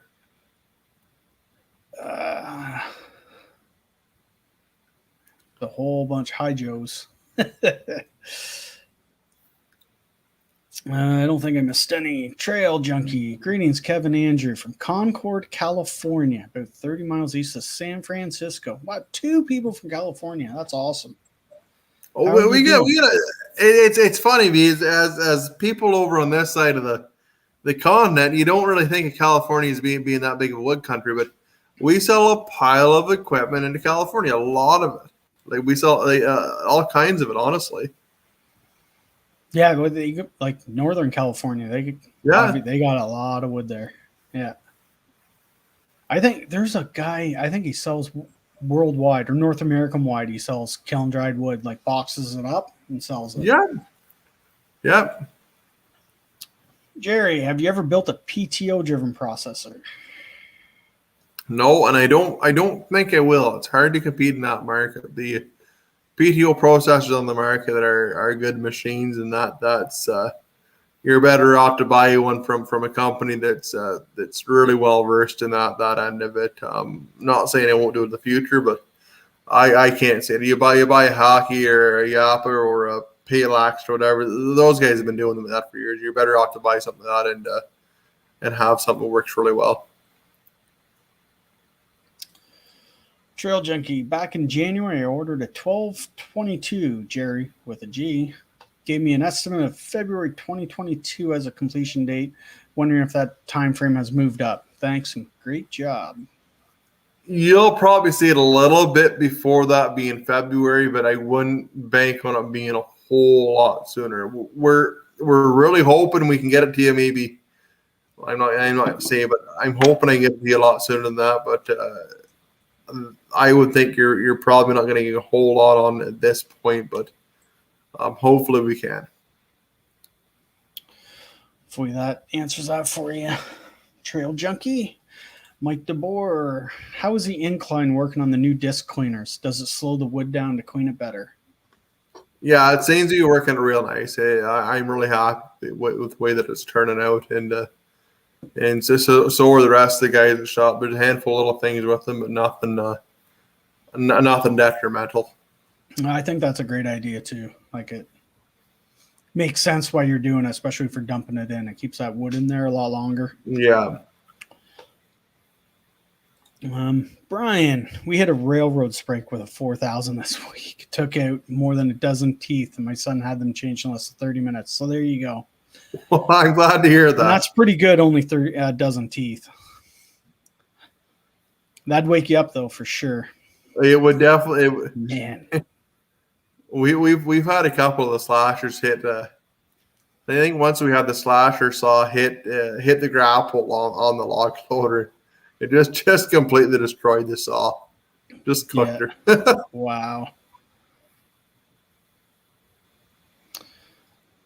So this is Jeffrey back on that hydraulic motor. He's trying to understand how hydraulic fluid makes the blade develop so much torque. Hydraulic power will create a lot. Yeah. An awful lot. From the time that it leaves the end of the time it gets the saw, especially with the system we have with the piston pumps and piston motors, you might be losing 5%, 10% maybe. It's very, very, very negligible. I'd say if you want to learn more on this, type in YouTube, how does a piston hydraulic pump work? And they'll probably give you a full diagram of how that's working and building pressure for that blade. Yeah, the biggest thing to remember is fluid doesn't compress. Like when it's pressurized, it's pressurized. It doesn't compress. I think by all rights they say it does a little bit, but if it's pushing that much, it's pushing that much. Yeah. Jeffrey, I'm sitting here at my desk with a cold one watching you guys on my phone. I think it's time to install a TV out here. Black Friday. Hopefully the mosquitoes aren't getting too bad tonight. Yeah. Oh, man, they are horrible this year. See there. Hi, Andrew and Kev from Western New York. Well, thanks for coming out, Steve. I really appreciate it. Okay. I've got some questions to go through here, and big ones. 115 horse on that 60C. And it's a big difference from what you were running before. But do you want to answer that? Less horsepower, but with the new hydraulic pumps you're running. I guess maybe explain that, how you're getting that same power out of it. Oh, they're like, if you look at the 8000, they're a machine that's pretty substantially overpowered to start with, honestly. So you don't need that kind of horsepower for them, and the with the new system that we have, it's so much more efficient and so much tidier that you wouldn't. You could probably even get away with 100 horsepower on it. That's just the sizing of the Kubota motors, honestly. Yeah. So there's pointless of putting too much power on it, because then you're just burning more fuel. You're spending more money on a bigger motor. That you don't necessarily need, right? That's exactly it. It's not. It's not that advantageous to run more horsepower on. Even from a standpoint of emissions and DEF and stuff, that Kubota wants to have so much of a load on the engine. Yeah. They want to see the engine actually work a little bit for it to actually last. I saw this on the Facebook. It was a question on the Facebook thing. I don't know if Mike answered it for the guy, but was there any sort of background to that color scheme you picked, the orange and blue? Yeah, I seen that one tonight too. I got it. I think I might have got it on my YouTube channel. Even I had a guy ask me about that. Maybe that's where I saw it. The orange and blue. We were the Red Fox, a local tavern pub. We were sitting there about 6.5 years ago, having a couple of beers with friends, and what color do I paint this new wood splitter I built? Like, there's red ones already. We went through all the colors that we already had, and there wasn't an orange one. And I said, well, I guess I could paint it orange. And then my wife's friend Kristen Rogers, said, Denver Broncos. I said, there's no way I'm painting that son of a bitch orange and blue. You got to be nuts. I'm going to paint something orange and blue. And then Stacy, my wife, she's a hairstylist. She's really good with colors. She said, no, orange and blue are complementary colors. They look good together. I said, you're fucking nuts. There's no way that's ever going to look good together, orange and blue. And here I am, 6.5 years later, orange and blue. Orange and blue. It's funny. I never really even thought about the Denver Broncos. Everybody keeps the Gators. Yeah, the Florida Gators. Chris was Denver Broncos, Edmonton Oilers, New York Islanders. Yeah.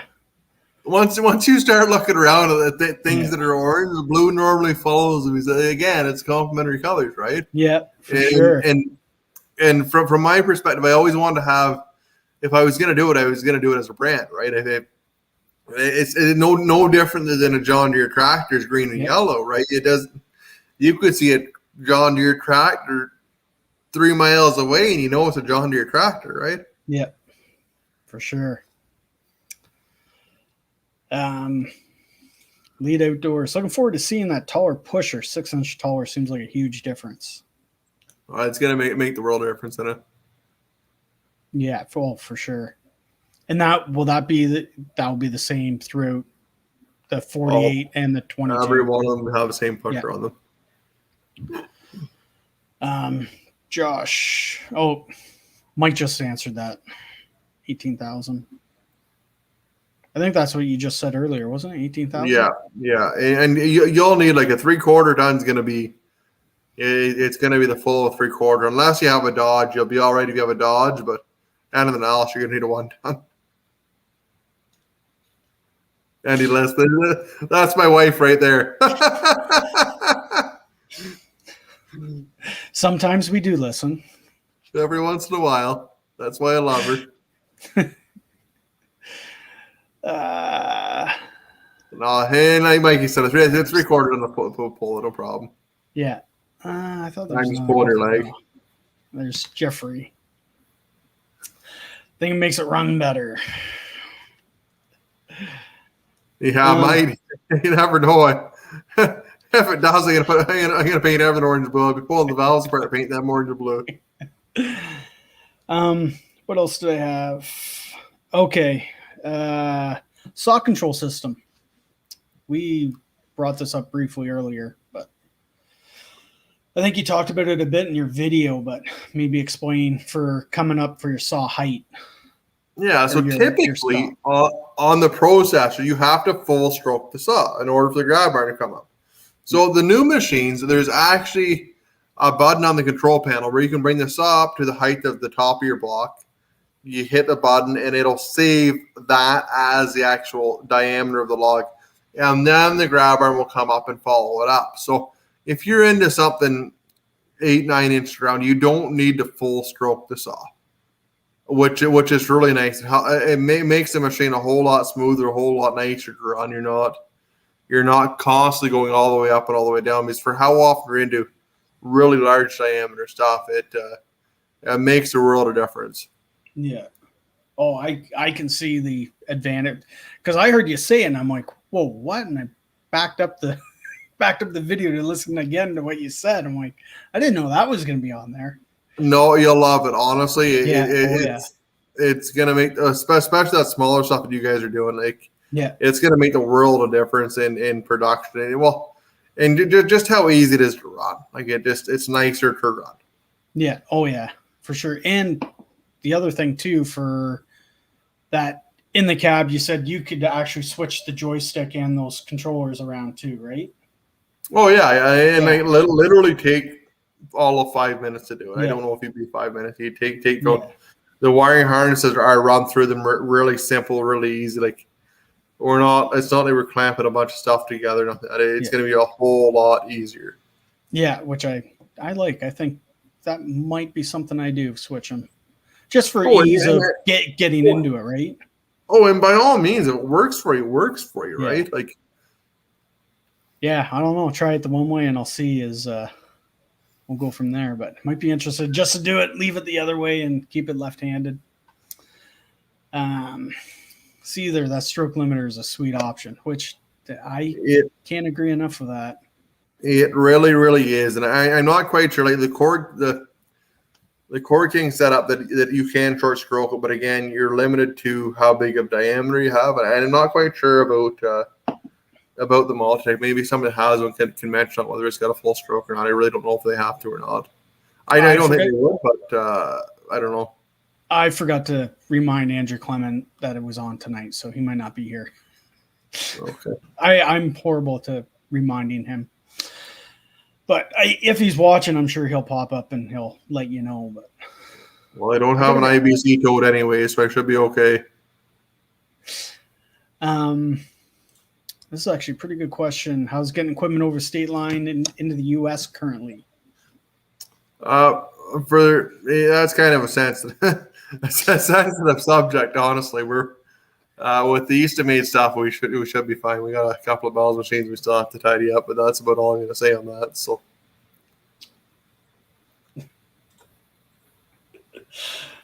yeah, the cup holder. Need a cup holder. Yeah, they need the cup holder for the coffee. Somewhere where you can put your phone. You can put your phone. You can rest some stuff. You're right. I don't disagree. Yeah. Those old plastic center consoles used to be like get it Canadian Tire. Maybe they'll just get one of them for it. It'd be nice, you know what I mean? It's where do you put your phone in there, right? But you're right. I agree.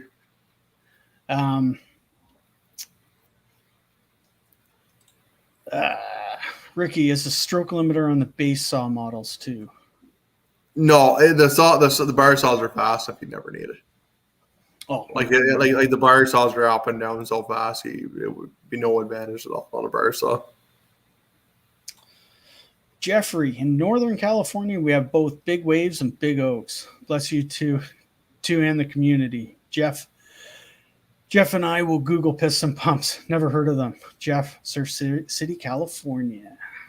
Yeah, you check them out, Jeff. That's the way to fly. Just far more efficient than any other hydraulic system out there. So yeah, I actually went on and did some looking at it as well because I've never, just from hearing it from you, you're changing. I'm like, well, what is the real difference? And honestly, most guys would probably never care to know the difference or care to understand the difference or whatever. It's just with the piston pump, it only uses as much oil as what it needs. Yeah. So that where a gear pump, it's always pumping maximum capacity all the time, and you're a lot of heat, a lot of waste.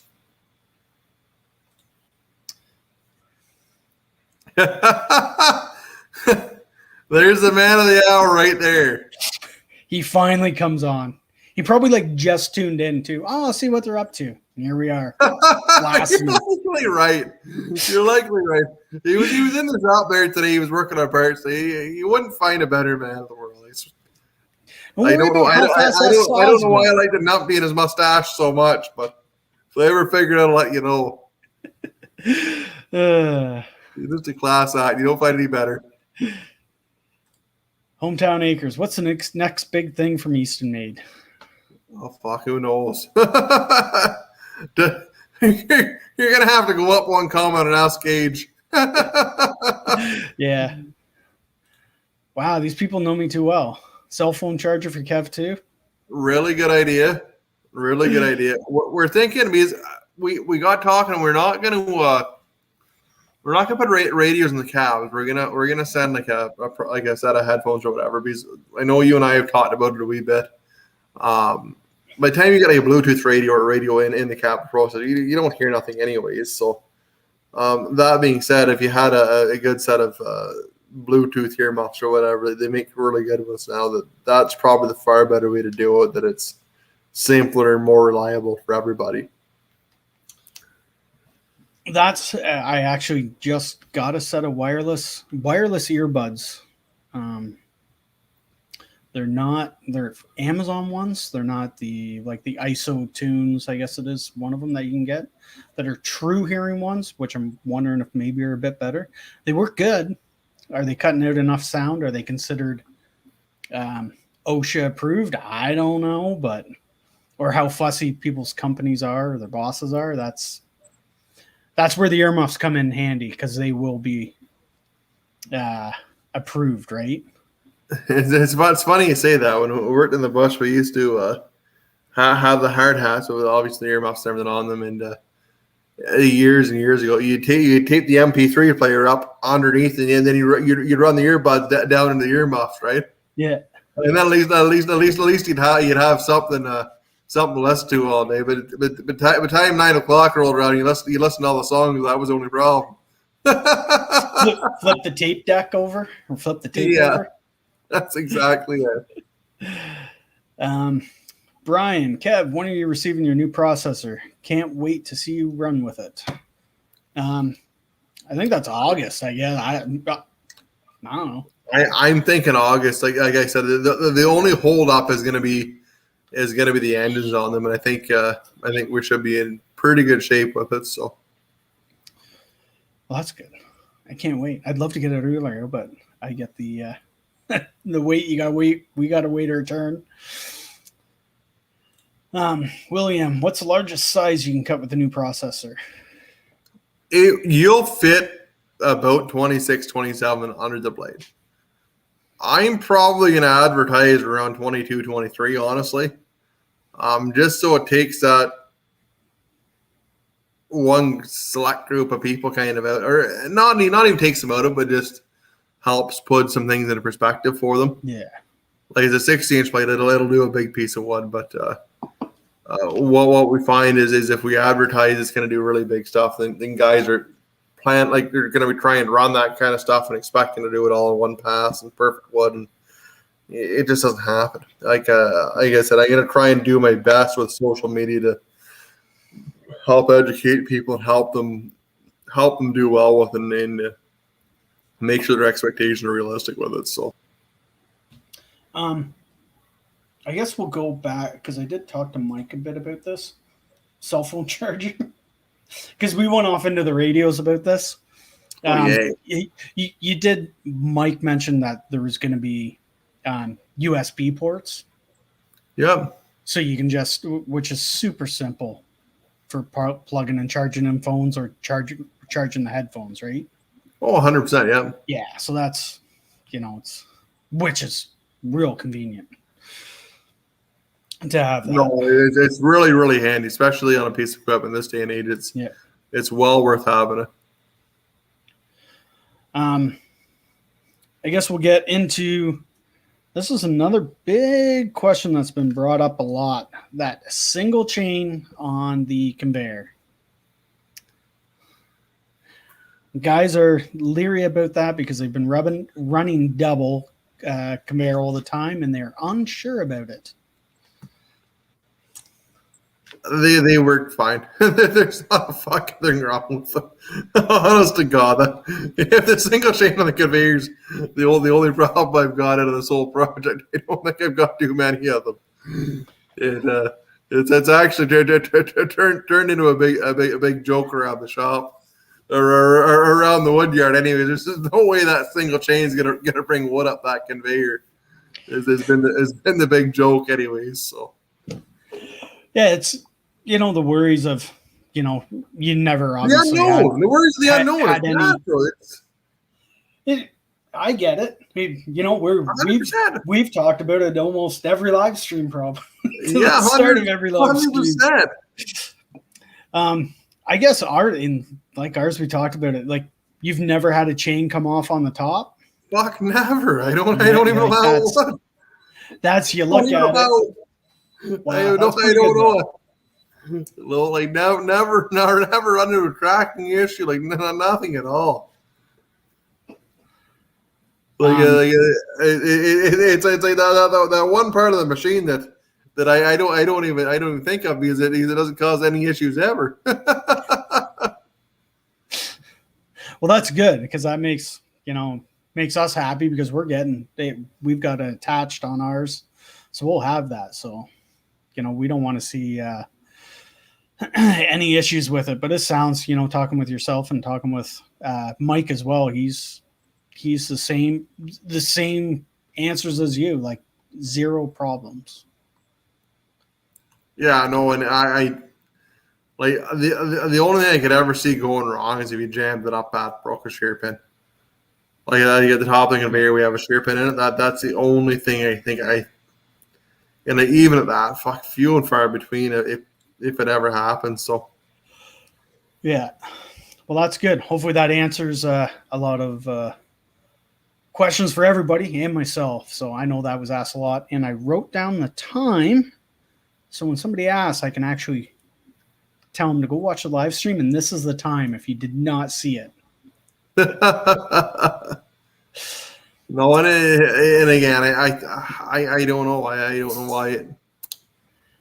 I've done them that for a long time, and then I literally, like the one piece we never ever. I don't know if we ever revised it even. I think we built the first one and we've never even revised it. That's crazy. Never had to. It works. Yeah. Here's Jeffrey. We've never had an issue with our 24-footer. Most of the time it runs on idle. Yeah, that's not one runner for years. Yeah, 3 years Jeffrey's run his. And he's put a pile of wood up it. Yeah. Well, hopefully that answers all that for everybody. Paul's got one. Paul Williams has got one. That's another good guy. Here's another one. Well, hopefully that eases some people's worries on that. Where'd it go here? This is James idea. I personally worry more about the paint being orange than a single chain.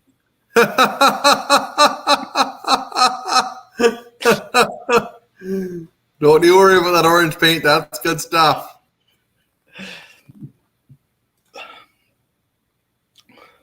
How many splits on the new processor 12-way? Yeah, so we're going to have a 12-way and then a 16.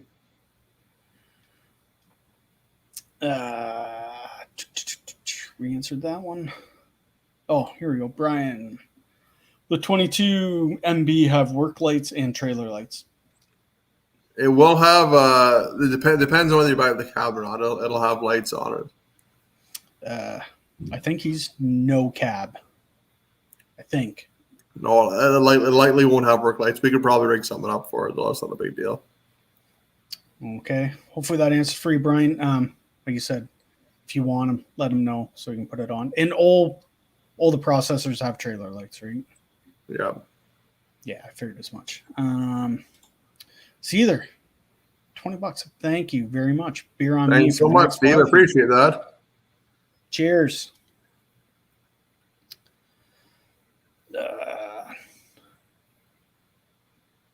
Who we got here?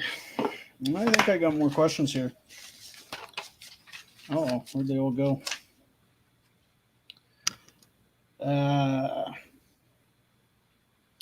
Parts for the old bells. You're obviously still going to make them all available. Oh yeah. Whatever it is. Everything can be made, right? Yeah, like everything's archived and stuff like that for part numbers and what machine goes where. And that's fine. Yeah, I don't know if I asked that last time or not, but yeah, it was something I wrote down just for guys to know. I figured you guys would, but yeah, no, that's no worries at all. We want to make sure we look after all the guys that have Bell's processors. Yeah. The last piece going on, have you found a little trick to get that on the tip tray, or you just got to be quick getting it on there? Either be quick getting on there, and it kind of depends on which way you want to do it too, because I've been playing with it a little bit to see whether you're better off to cut the 16 and leave the short piece, or whether you're better off to cut the short piece and leave the 16. You know what I mean? Yeah, I hear you. And it's kind of 6 to 1, half dozen the other, like which way you want to do it, because it's going to take a little bit of time to play with it to see what's the best practice there. Honestly, I think every guy's going to have a different idea, but either way, it seems to work well. So yeah, because I watched the one and it was right at the edge, and you use the tip tray to like tap it over, and it finally kicked in. Yeah, I'm like, there's a little trick with that there. Yeah, and the next log. And you can use the log cradle too. Like the log cradle will tip it in and out too, right? So yeah. I wonder if it's leave that tip tray down to catch it. You got the rollers in there, the whatever you call those, log adjuster roller system, whatever your fancy terminology was for it. LLR. It's actually a CRD term of all things. I think those lads there came with a live log repositioning. So live log repositioning system. I see. Sounds fancy. I will never remember that. So we got these spinny things here. Yeah, the spinny doohickeys. That's right. Brian, correct. No cab, he says. Yeah, so yeah, he'll probably. I think he does some work in the dark, so he may want those lights rigged up. We could probably. He'll have to contact you for that. Yeah, we built light bars and stuff on the machines before, so. Yeah, Firewood Northwest, single genie on the machine. Genie on the machine. Huh. Ohio wound burner. I thought I had one more question for you. Here, you give me 2 seconds, Gav. Yeah, for sure.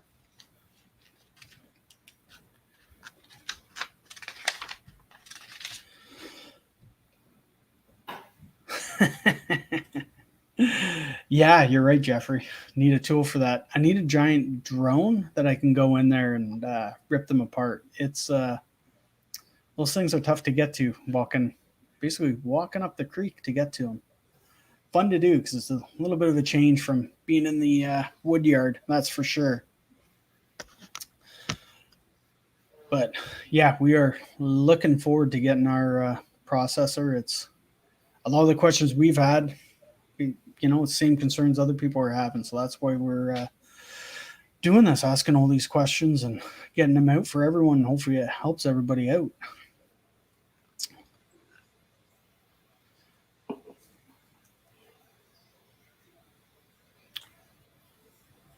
Yeah, these ones, it's like every 2 to 3 years they come back, or they think the owner of the property thinks they get dropped off, like somebody live traps them and brings them and drops them off in this waterway, and that's how they get there. But it's like every 3 years they get them, and it's back up the creek, rip it out to get it flowing again, get a trapper, so they trap them all. I can't remember how many they got this year, but there was a pile of them.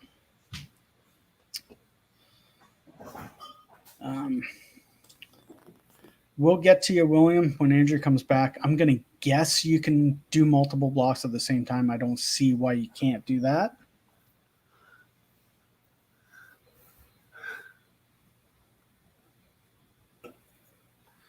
I haven't tried that yet. I haven't tried the multiple blocks at the same time. I would assume you probably could. It depends on how fast you get them rolling to kind of organize them there. Yeah, and it's the same with ours. It's if you put too many in and it catches an 8-way right in the middle, you split that 4 ways. You're basically making kindling, right? Yeah. I find if you put 3 in and you can catch those 2 bottom wings, and you can get almost perfect halves out of it. But if you do too much, it's just you're almost wasting time cutting it. It just gets kicked out in the tumbler. Like the way that I'm kind of seeing, like if you have like a bunch of really small stuff, like the wedges are so quick and easy to change out in them that you can just pull the 8-way out and put a 4-way in or something. You know what I mean? And then like those smaller rounds can bypass the splitter almost altogether, right? Which is a huge, that I think is, and I keep telling Pete, is such a huge advantage for how fast you can do that. Yeah. Like, that just blows me away. Like, no crawling underneath the machine anymore, which is really nice. Oh, yeah. It just made it a pain. Yeah. Like me and Mikey changed, like we put the wedge in the other day, and I don't know if we were 2 or 3 minutes doing it. It took longer to put the chain on the wedge and did lift it in. Yeah. I hear you. You probably spend more time getting the wood and debris out of that chamber to put it in, probably. Oh yeah, 100%. Yeah, you're far longer doing that.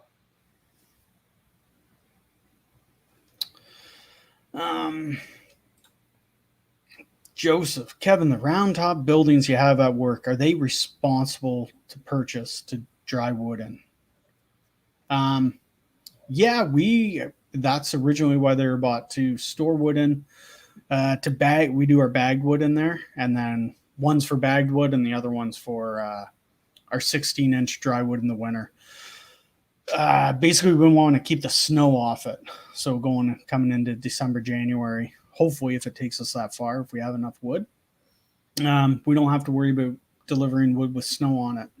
They hold, 40 cord or 50 cord approximately. And yeah, they work pretty good. It dries if you put the sides up, lift the sides up, and get that airflow going in. It actually dries really well. I'm really surprised. We get our most comments on that wood, on how nice it is, which I'm kind of surprised at. How long stuff sits outside, you don't hear as much, right? But yeah, they work really well. We're happy with them, and super easy to put up. Sure, Flame, I'm late. Yes, you are. That's all right. We're still here. Better late than never. The saw only travels as fast as a splitter anyway, so I don't see any reason to split multiples. No, Mike's right. Like they're timed pretty well right now. So there wouldn't be a real huge advantage to doing the multiples, honestly. Well, yeah, no, you're right, 100%, Mike. Wear and tear. That would be it. Less strokes of the cylinder would be it. Guy, for your information, presently your live show yielded 79% approval score. We must be doing good then, are we? Yeah, I guess so. It's better than 50%, so I'll take that. It is. And no, Norm, if I've got any sort of an approval, that I'm doing all right with that. That's right. Need some more thumbs up to get that up to like 99. That'd be great. So if you haven't done it yet, go give her a thumbs up. If you're Yeah. sitting there wondering what to do, give her a thumbs up. That's right. The wedges for the 60C the same as the 37D. They are identical. Yeah, they'll pull in and out for one and the same. Can you put out a video of changing wedges? We do have one out. If you look at the Eastonmade channel and just search wedge change or whatever, you'll see how they come in and out. It shows the mechanism, how it works. And I actually watched that. It blew me away how easy that was. It was more you explaining it than the time it took to pull it out. Oh, like on a 12-footer, you can change a wedge literally in seconds. Like yeah. They're light enough you can pull them in. Like a 6-way wedge is probably up around 100 pounds. He has a good chuck, but you can pull a wedge in out of a 12-22 literally in seconds. It doesn't take very long. Yeah. It was I watched it on my lunch break, and it was basically like, Pete, look how easy these are to change. They're like, they are way easier. Is there a demand for a bundle machine that Eastonmade would make one soon? Yeah, you'll see us getting into that before too long. That'll be the top of Gage's list. James, where do you sell most of your wood to, Kev? Individual customers? Yes, majority is individual customers. We only sell bush cord quantities or full cord quantities, and we do some wholesale in bags and bulk wood, but we're not loading like walking floors or anything like that. It's usually 2 bush cord or singles going out on that. Generator for Alexa. Firewood Northwest. Generator for Alexa. I might be able to do some sort of a Bluetooth Firewood processor. I'm not quite sure. Oh, is that what he's talking about? Huh. We could work on that. Yeah, you know what he's talking about more than I do. I don't have now I see what he's talking. He's talking about Alexa. He wants Alexa in the cab with him. Gage, if you're going to be late, better bring coffee or beer in this case. That's right. Good afternoon. Josh, the clean out area under the splitter is a major improvement. Yes, I got lots of agree room with there. that. Way better. And the conveyor not on the ground. You got it's a far better setup than what they've been in the past. That's for sure. Yeah. Oh yeah, I agree. There's tons of room on there. Seems easier to get at too. Yeah. Sureflame was busy delivering firewood split with the 1222. Well, you gotta pay the bills, right?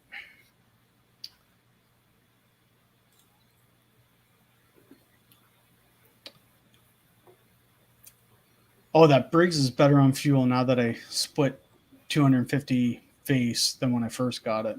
She's broke in now. Must just be getting used to it. Yeah.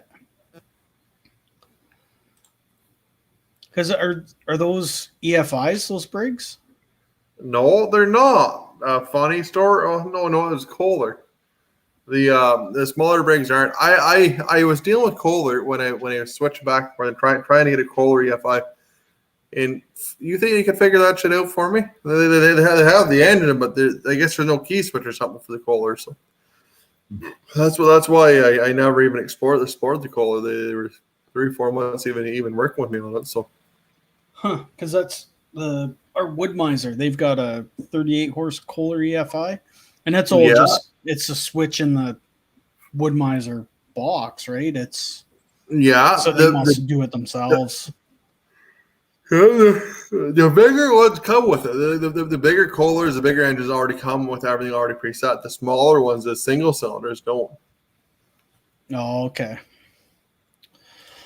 Joseph, good night, everyone. Hope everyone has a wonderful weekend. Got 25 face cord going out tomorrow afternoon. Work, 7 days a week. Well, so you can get that processor. You may as well enjoy it. Yeah, have a good night, Joseph. Thanks for coming out, and thanks for all the great questions. Gage, Alexa, finish cutting this deck full of logs. He must have just shown up that Gage. Yeah. Alexa, cruise control.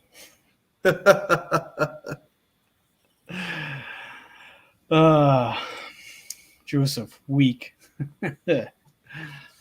Oh. Work 7 days a week. Yeah. Anyway. Oh, Gage. I'm jumping around here. I thought I missed another one. One more. So you're going to get into that. You're going to try to build a bundling, some sort of bundling machine.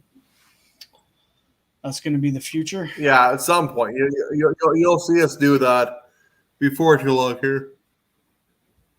I would think probably once we get the processors kind of ironed out here in production ironed out, you'll probably see us do that going into late fall, early winter is when you'll see us take on that project to make sure it's up and running. And I don't think it'll be too bad for us to do. Like, we've got a pretty incredible group of people there, designers and technicians together to engage, and Jeremy and Jazz and John and Mikey and Bird and the whole works from just a really good bunch of guys to work with. So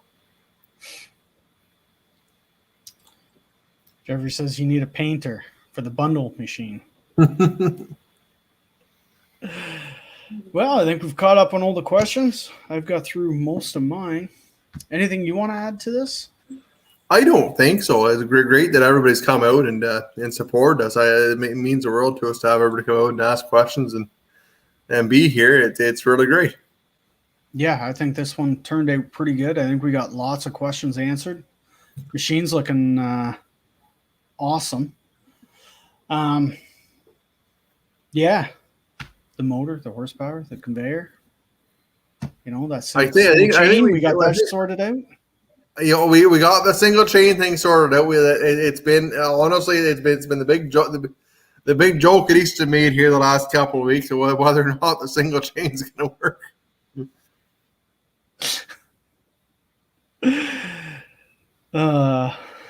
What's Jeffrey got to say? Enjoyed this experience immensely. You have a beautiful community, and your time benefits all people everywhere. Great contribution to humanity. And in a time, we all need encouragement to stay positive. You're 100% right, Jeff. We got to help each other out, and you know, like we are here. You know, everybody enjoying, being respectful. There's no reason to be disrespectful to anybody. You know, if you don't have anything good to say, don't say anything. No, you may as well enjoy and love one another. Buck and Billy says love wins, right? Yeah. And this, I probably should have said this at the very beginning of this live stream, and I kind of forgot about it when we got started. If you guys are going to call a company up with a problem, and I'm not just saying Eastonmade, any company, whether it's Napa, John Deere, Case, whatever, when you call up, I know you're broke down and you have problems, treat these people with respect, because they'll give you the same back. If you call them up cursing and swearing, calling them names and threatening to burn their house down, they're going to hang up on you, and they're not going to help you out. Like, just respect it. They understand that you're in a bad spot, but please be respectful to these people. They're the same as you.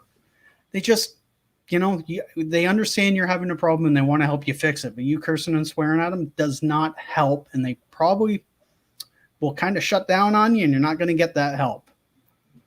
That is the honest to God truth, guys. I the handful of customers that you'll see that maybe don't particularly care for me are guys like that. I have absolutely zero time for that in my day. I'll bend over backwards for you, and I'll make sure you're on in the morning. But I don't take too kind of this. That's somebody not being very nice to me at all. No, and you're 100%, 100% right. And I don't blame you for not wanting to deal with them. 100%. Well, Jeffrey, thanks again for your guys' times. Awesome show as always. Well, thanks for coming, Jeff. Jeffrey, you're awesome, man. Does that say is Kevin a transgender? Oh, it sure does. Here we go. Right after I said that. There you are. And this is exactly what I'm talking about. Anyway, whatever. It doesn't bother me.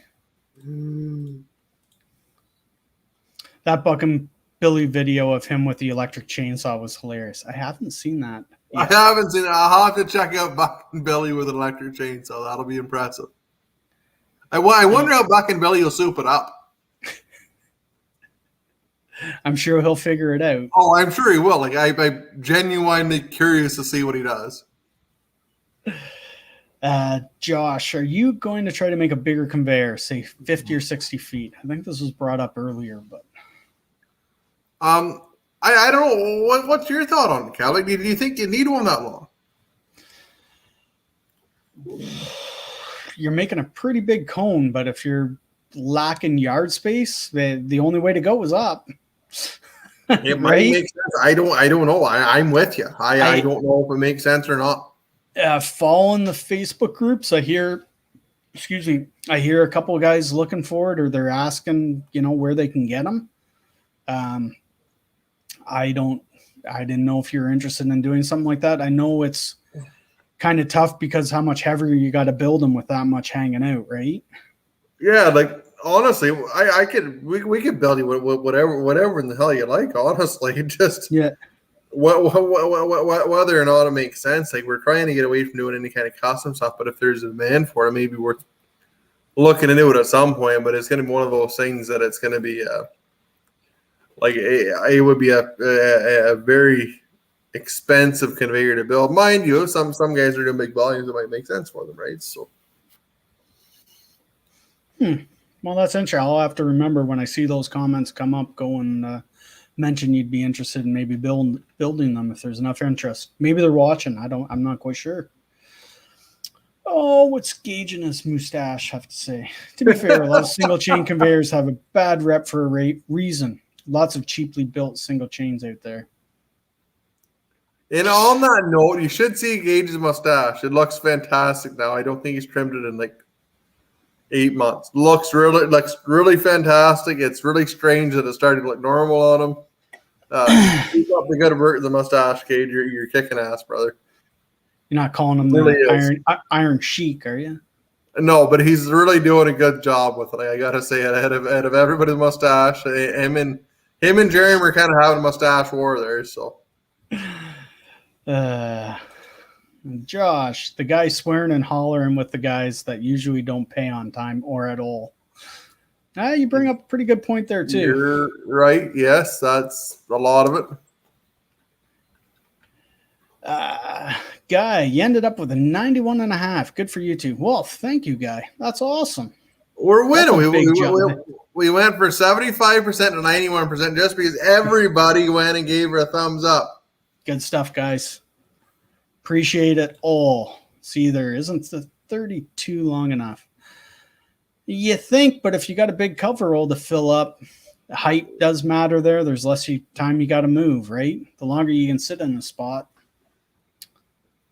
Well, it might make good sense for a lot of guys. I've never run one with a really long conveyor on. I don't know whether it's going to be, like Mikey's saying, whether it's going to be molded or not. I don't know. James, it was the cheapest homeowner chainsaw cutting down a 4-inch diameter tree. He did a great job. Also found a kid with a McCulloch chainsaw powering a motorbike. Interesting. That would be pretty cool. Yeah. WTF kept put wheels under his to turn it. The Bell's conveyors came like that. You could oscillate the wheels so you can, do the radial with it, which is pretty handy for us. Yeah, and then the new splitter, like the new ones are still set up like that, and there's lots of clearance there with a splitter and stuff to do it. So In the Woodyard. Great show again, guys. Thanks. Well, thanks for coming out. Appreciate it. Really appreciate you coming out, Chris. I mean, it means the world to us to have your support and keep up the good work with everything you do. Mikey, I don't think the wood would ever dry like that. It would get moldy in the center, I think, in my opinion. You could have a bit of a point there if you make too big of a cone. But if you're pushing it, you look at Andrew Clement. He's always pushing it back with a payloader and stuff. At least he has a longer reach. He can run a little bit longer without pushing it up, maybe. Yeah, maybe. Entirely possible. I mean, it may be worth it in that situation or that scenario. Who knows? Yeah. Kevin the Woodchucker, good evening. I'm late to the party. Yeah, you're a little bit late. But thanks for coming. Well, you really appreciate showing up, Kevin. It means the world to us. Yeah, exactly. We really appreciate it. Firewood Northwood, keep the bundler mobile. Yeah, everything. Firewood guys, we like stuff mobile. It's got to be mobile. Yeah. Gage waxed and curled it tonight. Kevin, you're laughing like he's joking. There's pictures. I don't even know what Gage looks like, but there's pictures going on in my head with like these curlers all rolled up on his cheeks. Oh, you haven't met the man yet. No. I gotta say you're missing out because he's just a gem of a human being. You're